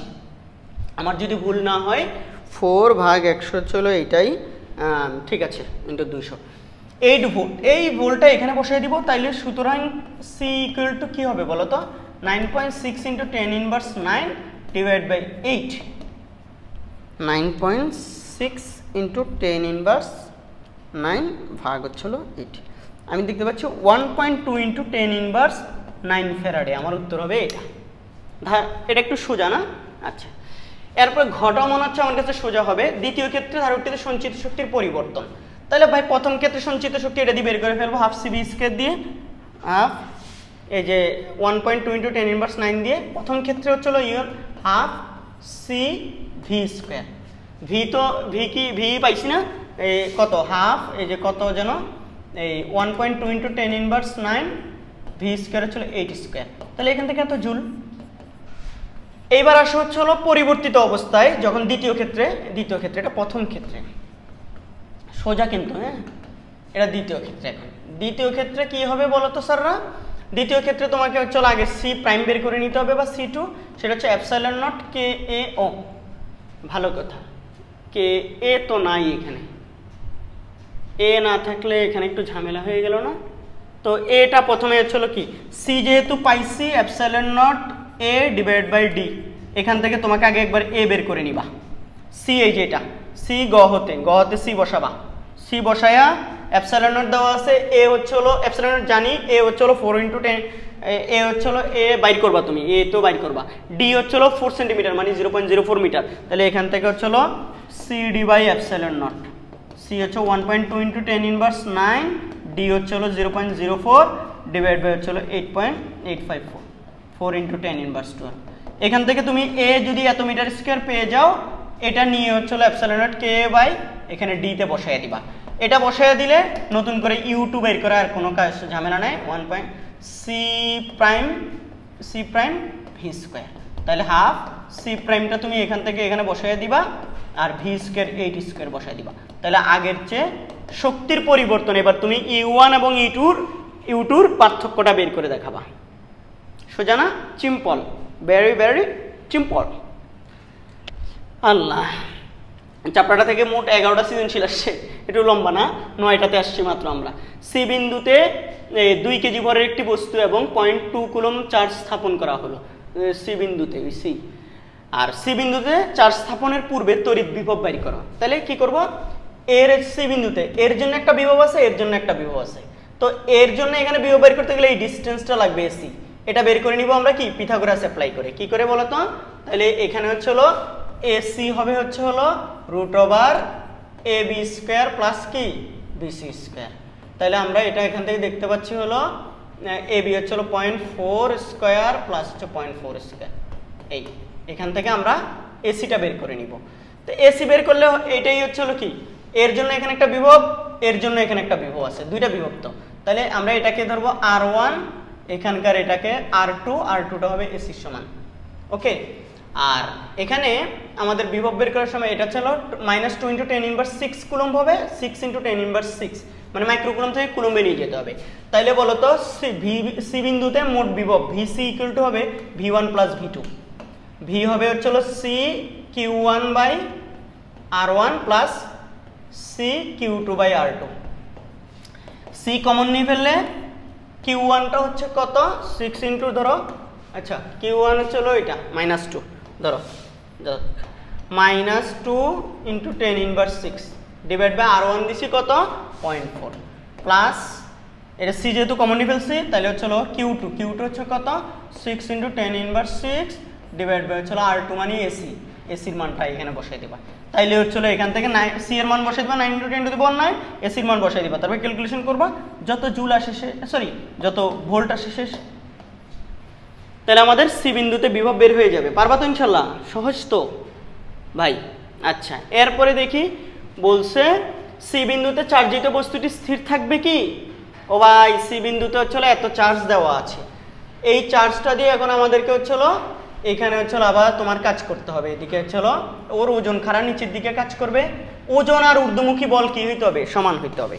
তো দেখি আমাদের এই বস্তুটা তো তারে এইদিকে টানবে, এই যে এটা প্লাস, তো সরি এটা এদিকে, এখানেও প্লাস আছে, এটার মধ্যে +0.2, তাহলে এদিকে ওর বলটা এদিকে কাজ করবে F, এটা যদি 2 ধরি F2, আর এটা যেহেতু মাইনাস এটা উপরের দিকে টানবে F1, এটা মাইনাস এটা প্লাস, তাহলে এটা F2 উপরের দিকে টানবে। F1 এবং F2 এর লব্ধিটার উপর ভিত্তি করেই হচ্ছে আমার কি সিদ্ধান্ত নিতে হবে। F1 এবং কি বলতো F2 এর লব্ধির উপর সিদ্ধান্ত নিতে হবে। তাহলে সি বিন্দুতে চার্জিত বস্তুটি স্থির থাকবে না, সি বিন্দুতে তাহলে আমাদের আগে লব্ধি বল বের করতে হবে। তার মধ্যে আমাদেরকে F1 বের করে নিব আমরা। এখানে F1 দেখো, F1 হবে হচ্ছে CQ1 Q2, এখানে হচ্ছে এই জায়গায় হচ্ছে মনে মনে এটা হচ্ছে Q2 যদি ধরি, এটাকে এটা যদি এটা যদি Q2 ধরি, এটা Q1 ধরি, একটু এটা হচ্ছে 1 ধরি, এটা যেহেতু হচ্ছে এটা Q2 ধরছি এটার জন্য এখানে F2, আর এটা হচ্ছে Q1 ধরছি তাহলে এটা F1। এটা মাইনাস হওয়ার কারণে এখানকার এই যে +2 কুলম্বকে উপরের দিকে টান মারবে, আর ও প্লাস হওয়ার কারণে ওরা ঠেলা মারবে, তাহলে এইদিকে এরকম যাবে। তাহলে আমরা দেখি প্রথমে হচ্ছে এই C × Q1/R1 Q1 Q3, এখানকার যেটা আছে সেটা হচ্ছে Q3 দিতে হবে 0.2 কুলম্ব, এই যেটা Q3 দিচ্ছি, তাহলে Q3 ডিভাইড বাই হচ্ছে R1 square, Q1 Q3 R1 square, তাহলে এটা হচ্ছে 9 × 10⁹9, Q1 হচ্ছে মাইনাস দিয়ে আমি মাইনাস নিব না, ডিরেক্ট 2 × 10⁻6 নিব, হ্যাঁ 2 অথবা মাইনাস নিতেও পারি, নিলেও কোনো সমস্যা নেই। Q3 0.2 ডিভাইড বাই হচ্ছে 0.4 স্কয়ার, এখান থেকে হচ্ছে 2 × 10⁻6 হচ্ছে 10⁻6 × 0.2 ভাগ হচ্ছে 0.4 স্কয়ার ইন্টু হচ্ছে 9 × 10⁹9। আমি এটা পেলাম হচ্ছে -2.25 × 10⁴ নিউটন পার কুলম্ব। মাইনাসটা উঠে দিয়ে 2.25 × 10⁴ নিউটন পার কুলম্ব লিখলে এটা দিকটা বলে ফেলবো, তখন এটা কোন দিকে বলো তো, সি থেকে বি বরাবর, তাহলে CB বরাবর। আচ্ছা, এইবার আমাদের অনেক কাজ বাকি, আরো অনেক কাজ বাকি। হ্যাঁ, এবার আসে F2টা হবে হচ্ছে কোনটা, এই যে এইটার জন্য এটার উপর বল, মানে Q2 এর জন্য এখানে, তাহলে CQ2 Q3 ডিভাইড বাই হচ্ছে কি R2 স্কয়ার, 9 × 10⁹9, Q2 হচ্ছে 6 × 10⁻6, Q3 হচ্ছে 0.2 ডিভাইড বাই হচ্ছে এটা। এসিটা কত আসছে এটা তো আমরা বের করি নাই, এখানে এসিটা একটু বের করা দরকার ছিল, এসিটা বের করলে আমাদের এখানে কাজ করতে সুবিধা হতো। 0.4 স্কয়ার প্লাস 0.4 স্কয়ার, এটা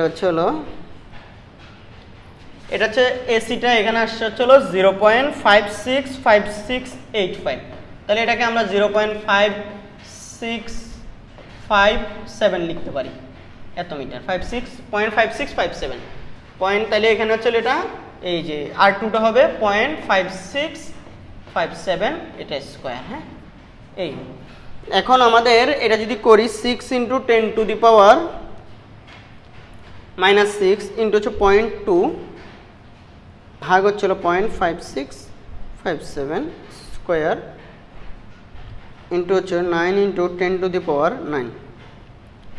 আমার কাছে এটা আসলো হচ্ছে হলো 33.75 বা 3.375 ইন্টু 10⁻⁴ নিউটন পার কুলম। এখানে এটা প্লাস এবং এটা দিক হবে কোন দিকে, এ থেকে সির দিকে, তাহলে এটা এসি বরাবর, এসি বরাবর।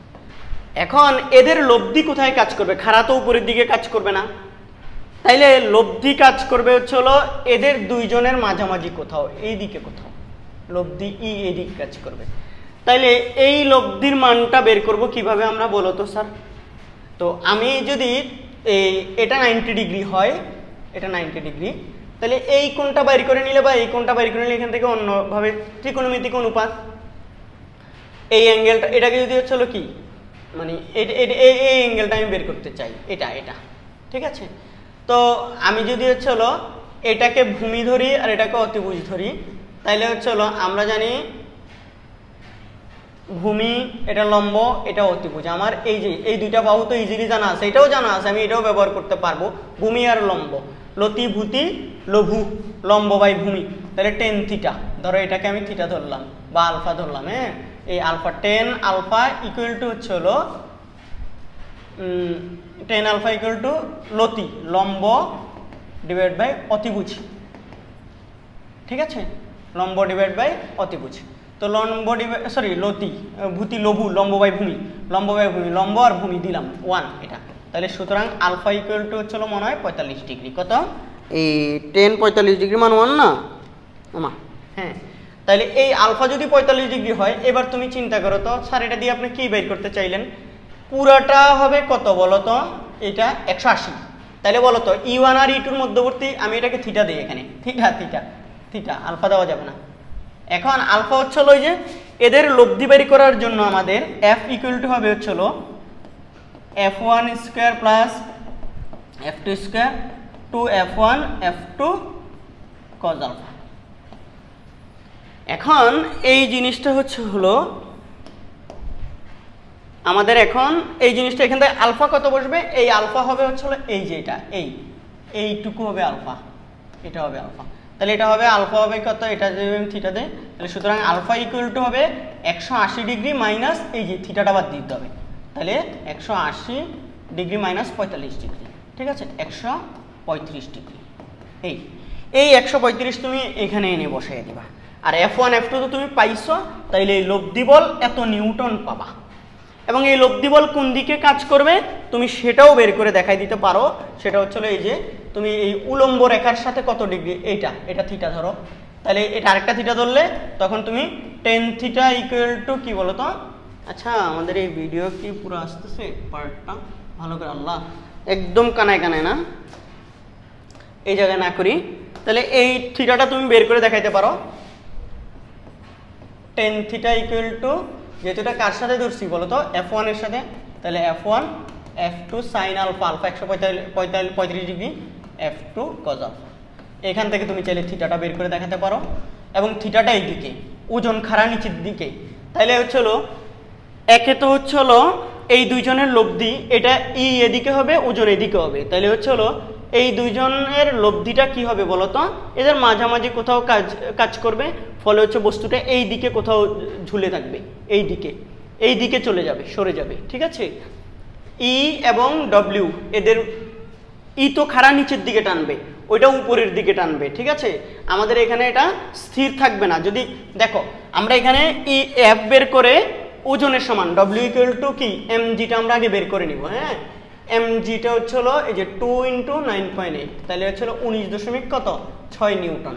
এখানে একটা বল আসবে, দুইটা বল তো পরস্পর ওজন এবং হচ্ছে বলটা পরস্পর বিপরীতমুখী নয়, তাহলে ঝুলে থাকা বস্তুটা চার্জ স্থির থাকবে কিনা, স্থির থাকা সম্ভব না, যেহেতু F1 এবং F2 একে তো খাড়া নয়, একে তো কি নয়, খাড়া নয়, তার চেয়ে বড় কথা হচ্ছিল মানে মানে এরা দুজন সমানও হবে না। আচ্ছা সমান হইলেও ও তো হচ্ছিল খাড়ার নিচের দিকে, ও হচ্ছিল ওইদিকে বাঁকাভাবে ওইদিকে, তাইলে বলো এই দুইজন একজন একজনকে স্থির রাখবে? সমান হইলেও স্থির রাখবে না।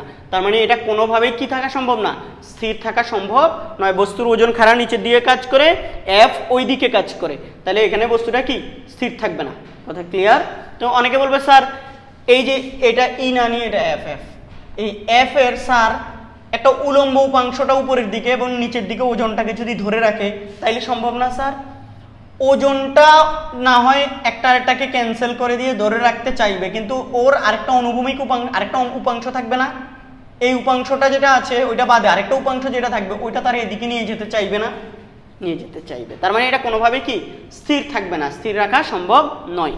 তাহলে আমি উত্তরটা হচ্ছে একবার মিলাই দেই, স্থির রাখা সম্ভব নয়, সিদ্ধান্তটা আসে কিনা। এটা স্থির থাকবে না, ঠিক আছে, এটা স্থির রাখা সম্ভব হবে না। এরপর আরেকটা ব্যাপার হচ্ছে এরপরে কোনো প্রবলেমে আমরা চলে যাই, এটা তো ঠিক আছে, আমরা স্থির বললাম তো এইটাই সিদ্ধান্ত, আর কিছু না। এই দুইটা দেখবে যে সেম আসে না, তার উপর কথা হচ্ছিল এটা খাড়ার নিচের দিকে ওজন, আর এটা হচ্ছিল বাঁকাভাবে উপরের দিকে, যার কারণে একজন আরেকজনকে কি স্থির রাখবে না। এবার আসে হচ্ছে এ ও বি বিন্দুতে চার্জের পরিমাণ যথাক্রমে এত এত, তো এ আর বিতে চার্জ দেওয়া আছে, বলছে ও এ দেওয়া আছে, ও এ ও বি ও পি তিনটা দূরত্ব সেম 10 সেন্টিমিটার করে, ও পি হচ্ছে হলো এ বির উপর লম্ব। আচ্ছা ওকে, আমাদের এখানে পি বিন্দুতে তড়িৎ বিভব, ভাই পি বিন্দু কোথায়? এখানে, এই জায়গায়। তাহলে এটা বের করা একটু অতটা কঠিন না ওর জন্য, এটার জন্য এখানে একটা বিভব, এর জন্য একটা এখানে বিভব, তাহলে আমাদের দুইজনের জন্য বিভব বের করে যোগ করে দিতে হবে। তো এই জন্য এটা আমাদের বের করে নিতে হবে, আর দোনটা সেম হবে, কারণ এই বাহু সেম হবে, এটা সাধারণ বাহু। তাহলে আমরা যে কোনো একটা নিয়ে পিথাগোরাস অ্যাপ্লাই করলেই হচ্ছে কি আর ইকুয়াল টু এখানে হবে কি √0.1 মিটারে 0.1 স্কয়ার 0.1 স্কয়ার, এখান থেকে যা আসে তা করে নিবা তোমরা। আর এই আর বের করার পর আচ্ছা 0.1 স্কয়ার প্লাস হচ্ছে 0.1 স্কয়ার, এটার আবার রুট করতে হবে, এটা হচ্ছে 0.1414 এত মিটার আসে। তো এটার জন্য এখানে একটা বিভব, এটার জন্য একটা বিভব, তাহলে টোটাল বিভব কত? দুইটা যোগ করতে হবে, ডাইরেক্ট স্কেলার গুণ, এটা সি q1/r1 সি q2/r2 এখানে বসাই দিবা, কাজ শেষ। r1 কোনটা? এটা আর দুটোটা সেম, তাহলে হচ্ছে c/r কমন নেওয়া যায়, q1 প্লাস q2, ঠিক আছে। c হচ্ছে 9 × 10⁹, আর বাইর করে রাখছি 0.1414, q1 কত? 6 × 10⁻9 প্লাস হচ্ছে 4 × 10⁻9, এখান থেকে চলে আসবে এত ভোল্ট। কঠিন কিছু? সহজ তো, একদম বেসিক। এরপরে আমাদের যে প্রবলেমটা আছে এটা হচ্ছে বি বিন্দু কোথায়? বি, এই যে এই চার্জটার পরিবর্তে সমমানের বিপরীত চার্জ স্থাপন করলে পি বিন্দুতে তড়িৎ প্রাবল্যের কিরূপ পরিবর্তন হবে? এটা লম্বা, তাহলে আগে ওর জন্য একটা প্রাবল্য বাইর করব আমরা, এই আর তো অলরেডি, এর জন্য একটা এখানে প্রাবল্য বাইর করবো। তাহলে এটাকে চেঞ্জ করার আগে ওর প্রাবল্যের দিকটা হবে এদিকে E1, ওর প্রাবল্যের দিকটা হবে এদিকে E2। আচ্ছা, যেহেতু এটা হচ্ছে এই দুইটা বাহু সমদ্বিবাহু, আর এটা হচ্ছে দেখো এইখান থেকে এটা অ্যাপ্লাই করে তোমরা একটা কাজ করতে পারো, এটা একটা সমদ্বিবাহু ত্রিভুজ, তো এই অ্যাঙ্গেলটা বের করে নিবা, এই অ্যাঙ্গেলটা বের করবা যায়, এটা যা এটাও তাই হবে, তাহলে এটার দ্বিগুণ, এবং ওইটা হবে এদের মধ্যবর্তী কোণ, তাহলে এটা হবে আলফা। এটাও প্লাস, তো এই জন্য E1 এর দিকে এদিকে, এটাও প্লাস, এই জন্য E2 এর দিকে এদিকে হবে, ঠিক আছে। মানে আগে চেঞ্জ, তাহলে তোমাকে প্রথমে কি করতে হবে? E1 বের করতে হবে, তারপর E2 বের করতে হবে, আর আলফাটা বের করার জন্য তোমাকে আগে হচ্ছে এই ত্রিভুজ APO ত্রিভুজে, APO সমকোণী ত্রিভুজে আমার এই থিটাটা লাগবে, এই যেটা এটা লাগবে। এটা হইলে আমি এটা অতিভুজ ধরলে, এটা ভূমি ধরলে, এটা অলরেডি পাইছি কত? 0.1414, ঠিক আছে, আর এটা হচ্ছে 0.1, তাহলে এটা ভূমি অতিভুজ, ভূতি ভূমি বাই অতিভুজ ভূতি, তাহলে cos থিটা ভূমি বাই অতিভুজ, ভূমি হচ্ছে হলো 0.1, অতিভুজ 0.1414, তাইলে হচ্ছে হলো 0.1 ভাগ 0.1414, এই cos ইনভার্স এটা আমি দেখতে পাচ্ছি হলো 45 ডিগ্রি আসে এটা, ঠিক আছে। এটাও এমনি তো না করে আমরা ওই যে এটা এই ত্রিভুজের সমদ্বিবাহু ত্রিভুজ, তো তাইলে আমরা হচ্ছে এখানে এটা 90, সমদ্বিবাহু সমকোণী ত্রিভুজের ক্ষেত্রে এটা 45, এটা 45 হওয়ার কথা, তাহলে এটা 45, এটা 45 হলে এটা 45, তাহলে এটা কত বলো তো ওভারঅল, এই ওভারঅল পুরোটা হচ্ছে 90 ডিগ্রি ওভারঅল, সুতরাং থিটা ইকুয়াল টু, তাহলে সুতরাং অ্যাঙ্গেল হচ্ছে হলো এই যে BAPB, অ্যাঙ্গেল APB মানে এই যে এটা পুরোটা হচ্ছে হলো এই যে 45 ডিগ্রি গুণ 2, তার মানে 90 ডিগ্রি। এটা যদি 90 ডিগ্রি হয় দেন হচ্ছে তুমি যখন E1 আর E2 পাবা, তাহলে সুতরাং E পাবা, E ইকুয়াল টু এই বের করবা, E1 স্কয়ার প্লাস কি E2 square 2E1 E2 cos alpha, okay. আর এখানে আমাদের দেখি এটার দিক কোন দিকে হবে বলো তো, এদিকে দিক হবে হচ্ছে E1 এবং E2 মাঝামাঝি কোথাও, এদিকে ধরো এরকম মাঝামাঝি কোথাও, মানে E1 আর E2 মধ্যে যে বড় আসবে, এই দুজনের মধ্যে যে বড় আসবে, E1 বড় আসলে একটু এদিকে বেঁকে থাকবে আর E2 বড় আসলে একটু এদিকে বেঁকে থাকবে, কিন্তু উপরের দিকেই হবে। এটাও tan থিটা থেকে তুমি বের করতে পারবা যে কোনো একটার সাথে। এটা ধরো এটা এই যে এটা থিটা ধরলা, তাহলে এখানে ধরবা E1 E2 sin alpha plus E2 কি cos আলফা, এখান থেকে তুমি থিটাটা বের করবা। স্যার এর দূর করলে কি আমার কাজ শেষ? না, আগে এখানে দুইটা জাস্ট প্রাবল্যের মান বের হবে, এখানে এত নিউটন পার কুলম, আর এখানে তোমার হচ্ছে হলো থিটা কত ডিগ্রি কোণে কাজ করে সেটা পাবে। এইবার তুমি যখন হচ্ছে হলো এটা মাইনাস বিপরীতে, যে ওরা বলছে চেঞ্জ করতে, বিপরীত মানের বিপরীত, তাহলে এটা হবে মাইনাস হলে তখন E2 এই যে E1 ঠিকই এইদিকে হবে, E2 হবে এইদিকে, E2, তার মানে চিত্রটা তখন এরকম হয়ে যাবে। দেখো আমি বলি তোমাদেরকে যে এটা তো নিচের দিকে টানবে, এটা ঠিকই ওই দিকে যাবে, এইদিকে দেখো আমি জাস্ট একটু এখানে এঁকে দেখাচ্ছি। তোমার E1 এটা এদিকে হবে, E1 মাইনাসটা নিবা, কিন্তু E1 ওই যে একই E1 আর E2 মান সেমই থাকবে, খালি এটার মাইনাস আসার জন্য মাইনাসটা তো আমরা এখানে নিব না, E2 বের করার সময় মাইনাসটা আর নিবা না নতুন করে, তাহলে আবার কি নিবা বলো তো, E1 বের করবা E2 বের করবা, একই আসবে, আগেরটাই আসবে, কারণ হচ্ছে হলো কিন্তু এটার দিক হবে এই দিকে, এদিকে দেখো এইদিকে E1, আর এটার জন্য হবে এইদিকে E2, তাহলে এদের প্রাবল্য এই দুইজনের মাঝখানে কোথাও হচ্ছে হলো, আমরা তো এটা অলরেডি বের করে রাখছি 90 ডিগ্রি, এটা কত ডিগ্রি 90, পুরোটা 180 হলে এটাও কত হবে 90 ডিগ্রি হবে, তাহলে এই 90-র মাঝামাঝি কোথাও হচ্ছে হলো এদের দুইজনের লব্ধি। এবার E2 প্রাইম, এটাকে E2 প্রাইম দিবা, আর E1 তো আগেরটাই হবে, কারণ এটার জন্য এখানে প্রাবল্য বাইর করতেছি, তা আগেরটাই ডিস্টেন্স সব কিছু সেম আছে, এটা চেঞ্জ হয়েছে শুধু, তাহলে এটার জন্য নতুন করে তুমি হচ্ছে হলো কি C into Q2 prime divide by হচ্ছে হলো কি আর স্কয়ার, এটা দিয়ে বাইর করতে পারো এই আরটা ধরে। এখন কথা হচ্ছে Q2 মাইনাস বসাবো প্রথমে, লাস্টে কিন্তু এরপর হচ্ছে মাইনাস উঠে দিয়ে শুধু মানটা নিবা, শুধু কি মানটা নিবা, মানটা নিয়ে কি করবা বলো তো, শুধু মানটা নিয়ে এরপর দিক বলে ফেলবা যে এটা কোন দিকে, P থেকে B এর দিকে, ঠিক আছে, জাস্ট এটাই। তারপর হচ্ছে হলো এই যে, তাহলে এটা 90 ডিগ্রি হবে, এই যে পুরাটা আবার বলছি এটা পুরাটা তো কত হবে 180 ডিগ্রি, তাহলে এইটু ভিতরটা যদি 90 ডিগ্রি হয় তাহলে এই বাইরেরটাও কত বাকি 90 ডিগ্রি, তাহলে এখানে হচ্ছে হলো দেখো আলফা কত হবে 90 ডিগ্রি, তো আলফা 90 ডিগ্রি E প্রাইম কত হবে লব্ধি প্রাবল্য নতুন হবে হচ্ছে E1 square plus E2 prime square plus 2E1 E2 prime cos আলফা, এটা আলফা প্রাইম দিতে পারো, আগেরটা যেহেতু আমরা আলফা দিছি, এই যে এটা হচ্ছে আলফা দিছিলাম, তাহলে এটা হচ্ছে আলফা প্রাইম দিতে পারো, তাহলে এখানে নতুন করে আরেকটা ই প্রাইম আসবে, এটাই। এখন তুমি দোনোটা প্রাবল্যের কিরূপ পরিবর্তন হবে, তাহলে দেখবো প্রাবল্য আগের চেয়ে বাড়ছে নাকি কমছে। আমার ধারণা দোনোটা প্রাবল্য এখানে কি আসবে, দোনোটার সময় আলফা 90 ডিগ্রি, E1 এবং E2 মান মানে E1 এবং E2 প্রাইম, E1 দোনোটা সেম, E2 এবং E2 প্রাইম সেমই আসবে, খালি জাস্ট এটার সামনে একটা মাইনাস আসে, ওই মাইনাসটা তো আমরা বাদ দিয়ে দিই, এখানে বসানোর সময় তো মাইনাস বসাই না, তাইলে দেখবা যে E প্রাইম এবং E এই দোনোটা ভ্যালু একই রকম আসবে, একদম একই রকম, কিন্তু আগেরটার লব্ধি কাজ করছে এইদিকে উপরের দিকে, এই দুইটার লব্ধি কাজ করবে এদিকে কোথাও, এদিকে কোথাও কাজ করবে লব্ধি, এটাই আর কিছু না। ঠিক আছে, তাহলে দিকের পার্থক্য এবং এই থিটাগুলো বের করে দেখাবা। এটারও আবার টেন থিটা থেকে, এখানে ধরো এটা থিটা ধরে টেন থিটা ই টুর সাথে টেন থিটা বের করে দেখাবা। এই যে টেন থিটা ইকুয়াল টু ই টুর সাথে, তো তাহলে এখানে ই টুকে রেখে এখানে E1 সাইন আলফা, এখানে চলো E1 কজ আলফা, এখান থেকে তুমি চলো কি আলফা 90 ডিগ্রি বসায়া E1 E2 বসায়া E2 প্রাইম আর কি এটা E2 প্রাইম, এটার সাথে চলো এখানে থিটা আরেকটা বের করে দেখাবা। কথা কি বুঝাতে পেরেছি নাকি বুঝিনি? এর একটু বড় হবে, ঠিক আছে, করিও তোমরা, এটা তোমাদেরকে আমি বুঝাই দিলাম, করে ফেলিও তোমরা। এখানে বলছে EFGH বর্গক্ষেত্রটি কেন্দ্র, EFFG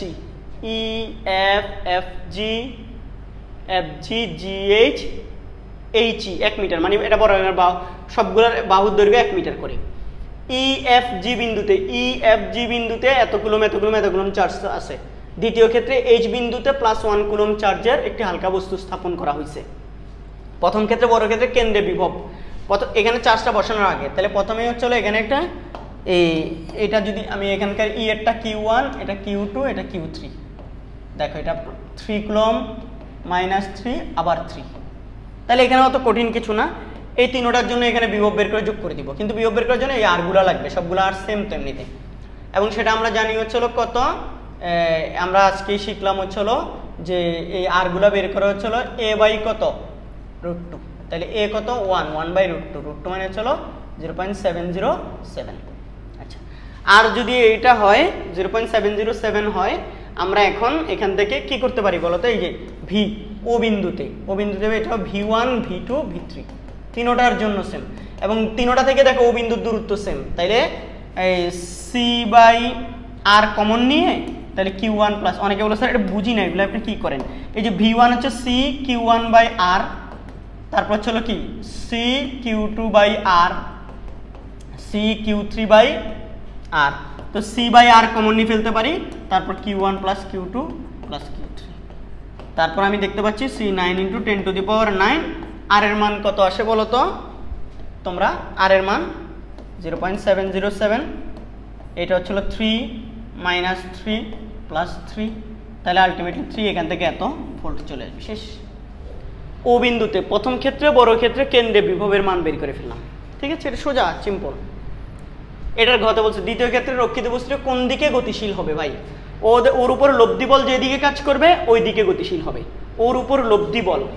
এবার দেখতে হবে আমাদেরকে এখানে লব্ধি বল ওর উপর, ও কত, ও হচ্ছিল কিউ, ওর মানটা কত 1 কুলম, তাহলে এটা Q4, আর এখানে হচ্ছে আমরা জানি Q1, এখানে হচ্ছে Q2, এখানে হচ্ছে Q3, আর সবগুলো হচ্ছে 1 মিটার, এটা 1 মিটার, এটা 1 মিটার, আর এটা হচ্ছে হলো এই যে FH যেটা, এটার জন্য তো এখানে বল কাজ করবে, তাহলে এই FHটা লাগবে, এই FH এটার জন্য এখানে বল আছে, এটার জন্য বল আছে, এটার জন্য বল আছে, তাহলে এটার জন্য যেহেতু এখানে বল আছে, এটা R1 হচ্ছে হলো 1 মিটার, এটার জন্য এখানে বল এটা R2, এটার জন্য এখানে বলটা জন্য দূরত্বটা হচ্ছে R2, এটা থেকে এটা R3, এই R3টা আমি কত একটু বের করে নিই, সেটা হচ্ছে হলো R3 হবে হচ্ছে হলো 0.707, এটা 2 গুণ, মানে 0.707 ইন্টু হচ্ছে হলো কত 2, তাহলে এটা হচ্ছে হলো 1.41 আর কি 414, এটা এত মিটার। এটা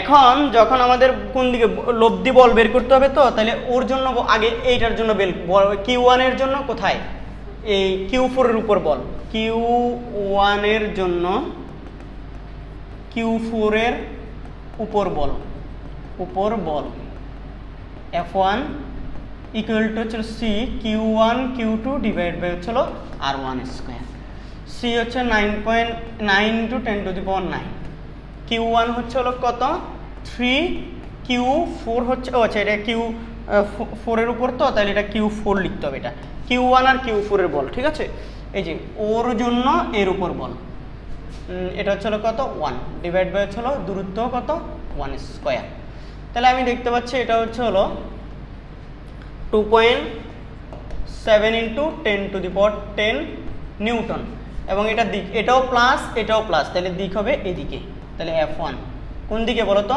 EH বরাবর। আচ্ছা, তারপর হচ্ছে হলো Q2 এর জন্য, আচ্ছা একটু ভালো কথা, এটা Q3 না, তাহলে এটাকে R3 দেই, আর এটা Q2 তো, তাহলে এটাকে R2 দিয়ে, এই R2টা হচ্ছে 1.414, ঠিক আছে, Q2। তো আমাদের এখানে দেখি হচ্ছে R2 হচ্ছিল জন্য Q4 এর উপর বল F2 CQ2 Q4 divide by R2 square, 9 × 10⁹ into, আমরা মাইনাসটা নিব না, এই যে এখানে Q2-র মাইনাসটা এখানে -3, কিন্তু এখানে হচ্ছে +3, এখানে আবার হচ্ছে হলো কি +3 কুলম। তো আমরা এখানে মাইনাসটা নিব না, মাইনাসটা দিক বলে ফেলবো। আচ্ছা মাইনাস নিব, একবার নিয়ে ফেলি, -3 ইন্টু হচ্ছে হলো এখানে তো 1 ডিভাইড, এই যে দূরত্ব হচ্ছে 1.414, এটাকে স্কয়ার। তাইলে এখান থেকে মাইনাস নিয়ে তারপর পরের লাইনে মাইনাস উঠিয়ে দিব আর কি, 2.7 × 10⁻10 ভাগ হচ্ছে 1.414 স্কয়ার। আমি দেখতে পাচ্ছি এটা -1.35 × 10⁻10 নিউটন আসতেছে। পরের লাইনে 1.35 × 10⁻10 লিখে, এটা কোন বরাবর বলো তো, এটা মাইনাস এখানে প্লাস, তাহলে এটা এইদিকে টান দিবে, কোন দিকে, উপরের দিকে, এই যে এদিকে, এদিকে, এদিকে যাবে, তাহলে এটা ছিল F2। তাহলে F1টা এইদিকে, F2 এইদিকে, এবং F3 এবার কোন দিকে বাইর করবো, এটা হচ্ছে F2। কোন বরাবর, এটা H থেকে F বরাবর, HF বরাবর, HF বরাবর। এবার Q3 এর জন্য, Q4 এর উপর জন্য, Q4 এর উপর বল, এই দুইটা হচ্ছে হলো যে F3। দেখো এখন আমাদের এই F3 এর জন্য, F3 কোন দিকে হবে, CQ3 Q4 ডিভাইড বাই হচ্ছে R3 স্কয়ার, এবং 9 × 10⁹9, Q3 হচ্ছিল 3, Q4 1, আর হচ্ছিল 1 মিটার, এই যে 1 স্কয়ার, তাহলে এখানে হচ্ছে 2.7 × 10⁻10 নিউটন। এটা কোন দিকে, এটাও প্লাস এটাও প্লাস, তাহলে এটাকে ঠেলা মারবে এই দিকে হবে, চলো কি দেখো, এটা হচ্ছে এত নিউটন, কত, এটা হচ্ছে F3। এবার ভাই দেখবা, আমি দেখতে পাচ্ছি এই যে এই জায়গার চার্জের মান 3, দূরত্ব হচ্ছিল এই চার্জ থেকে এই বলটা হচ্ছিল কত, 1 মিটার, এটাও +3, এই দূরত্বটাও 1 মিটার, তাহলে এই দেখবা যে F1 আর F3 সেম হবে।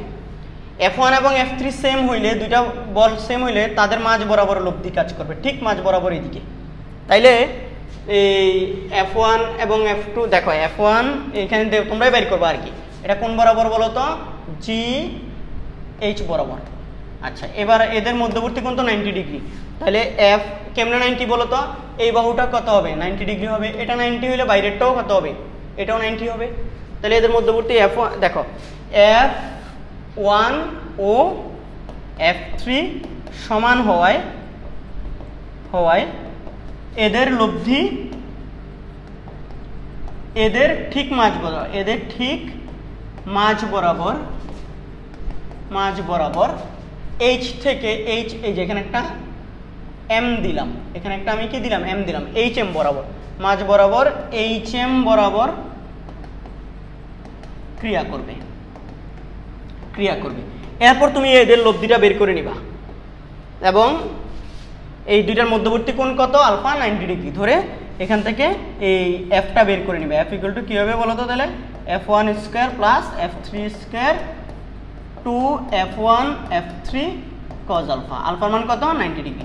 এখান থেকে তুমি চলো এত নিউটন বল পাবা। আচ্ছা তাহলে এই দুজনের লব্ধি বের হয়ে গেল, এদিকে কাজ করবে, আর F2 এদিকে কাজ করবে। ফাইনাল চূড়ান্ত লব্ধি তাহলে কোন দিকে হবে বলো তো, এইটা F2 এইদিকে, আর F1 এবং F3 এর লব্ধিটা এইদিকে, যেটা এটা এই F এবং এটা একটা বিপরীতে। এখন যেহেতু এদিকে কাজ করবে F এদিকে কাজ করবে, F2 এদিকে কাজ করছে, এই দুইজন আবার একই লাইন বরাবর বিপরীত দিকে, তাইলে এই দুইজনের F এবং F2 এর লব্ধি বের করতে হবে লাস্টে। F বের করার পর এবার আসতে হবে চলো কি বলতে হবে, F ও F2 হলো একই সরলরেখা বরাবর বিপরীত। সুতরাং F ও F2 এর লব্ধি, F রেজাল্টেন্ট, F আর লিখতে পারি আমি, এবং সেটা হবে হচ্ছে হলো কি, যেহেতু দুটোটা একই লাইন বরাবর, এই যে দেখো একই লাইন বরাবর একটা এফটা এইদিকে কাজ করবে আর F2 এইদিকে কাজ করছে, তাহলে একই লাইন বরাবর বিপরীত, তাহলে বড়টা থেকে ছোটটা বাদ যাবে। তাহলে কোনটা বড় আমি জানি না তো আপাতত, তাই আমি F ডিফারেন্স কি লিখে রাখতেছি F2, এই দুইজনের মধ্যে যেটা হবে এটা হবে লব্ধি বল। যদি F2 বড় হয়, খেয়াল করো এই যে F2 বড় হয় তাহলে এখানকার 1 কুলম্বের বস্তুটা এই দিকে চলে যাবে। আর যদি হচ্ছিল কি F বড় হয়, মানে এই দুইজনের লব্ধি যেটা বাইর করছি আমরা F, সেই F যদি বড় হয় তাহলে বস্তুটা এই দিকে সরে আসবে। কথা কি বোঝা গেছে? এবার তুমি হচ্ছিল এখানে কোনটা বড় দেখবা এবং যেটা বড় বড়টা থেকে ছোটটা বাদ দিবা আর কি, তার বড়টার দিকেই গতিশীল হবে। কোন দিকে হবে বলো তো? বড়টার দিকেই গতিশীল হবে। এই হচ্ছিল আমাদের মনে হয় 11টার শেষ। হ্যাঁ, আমাদের এখানে হচ্ছিল যতগুলো কোশ্চেন ছিল চেষ্টা করলাম সবগুলাই সমাধান করিয়ে দেওয়ার।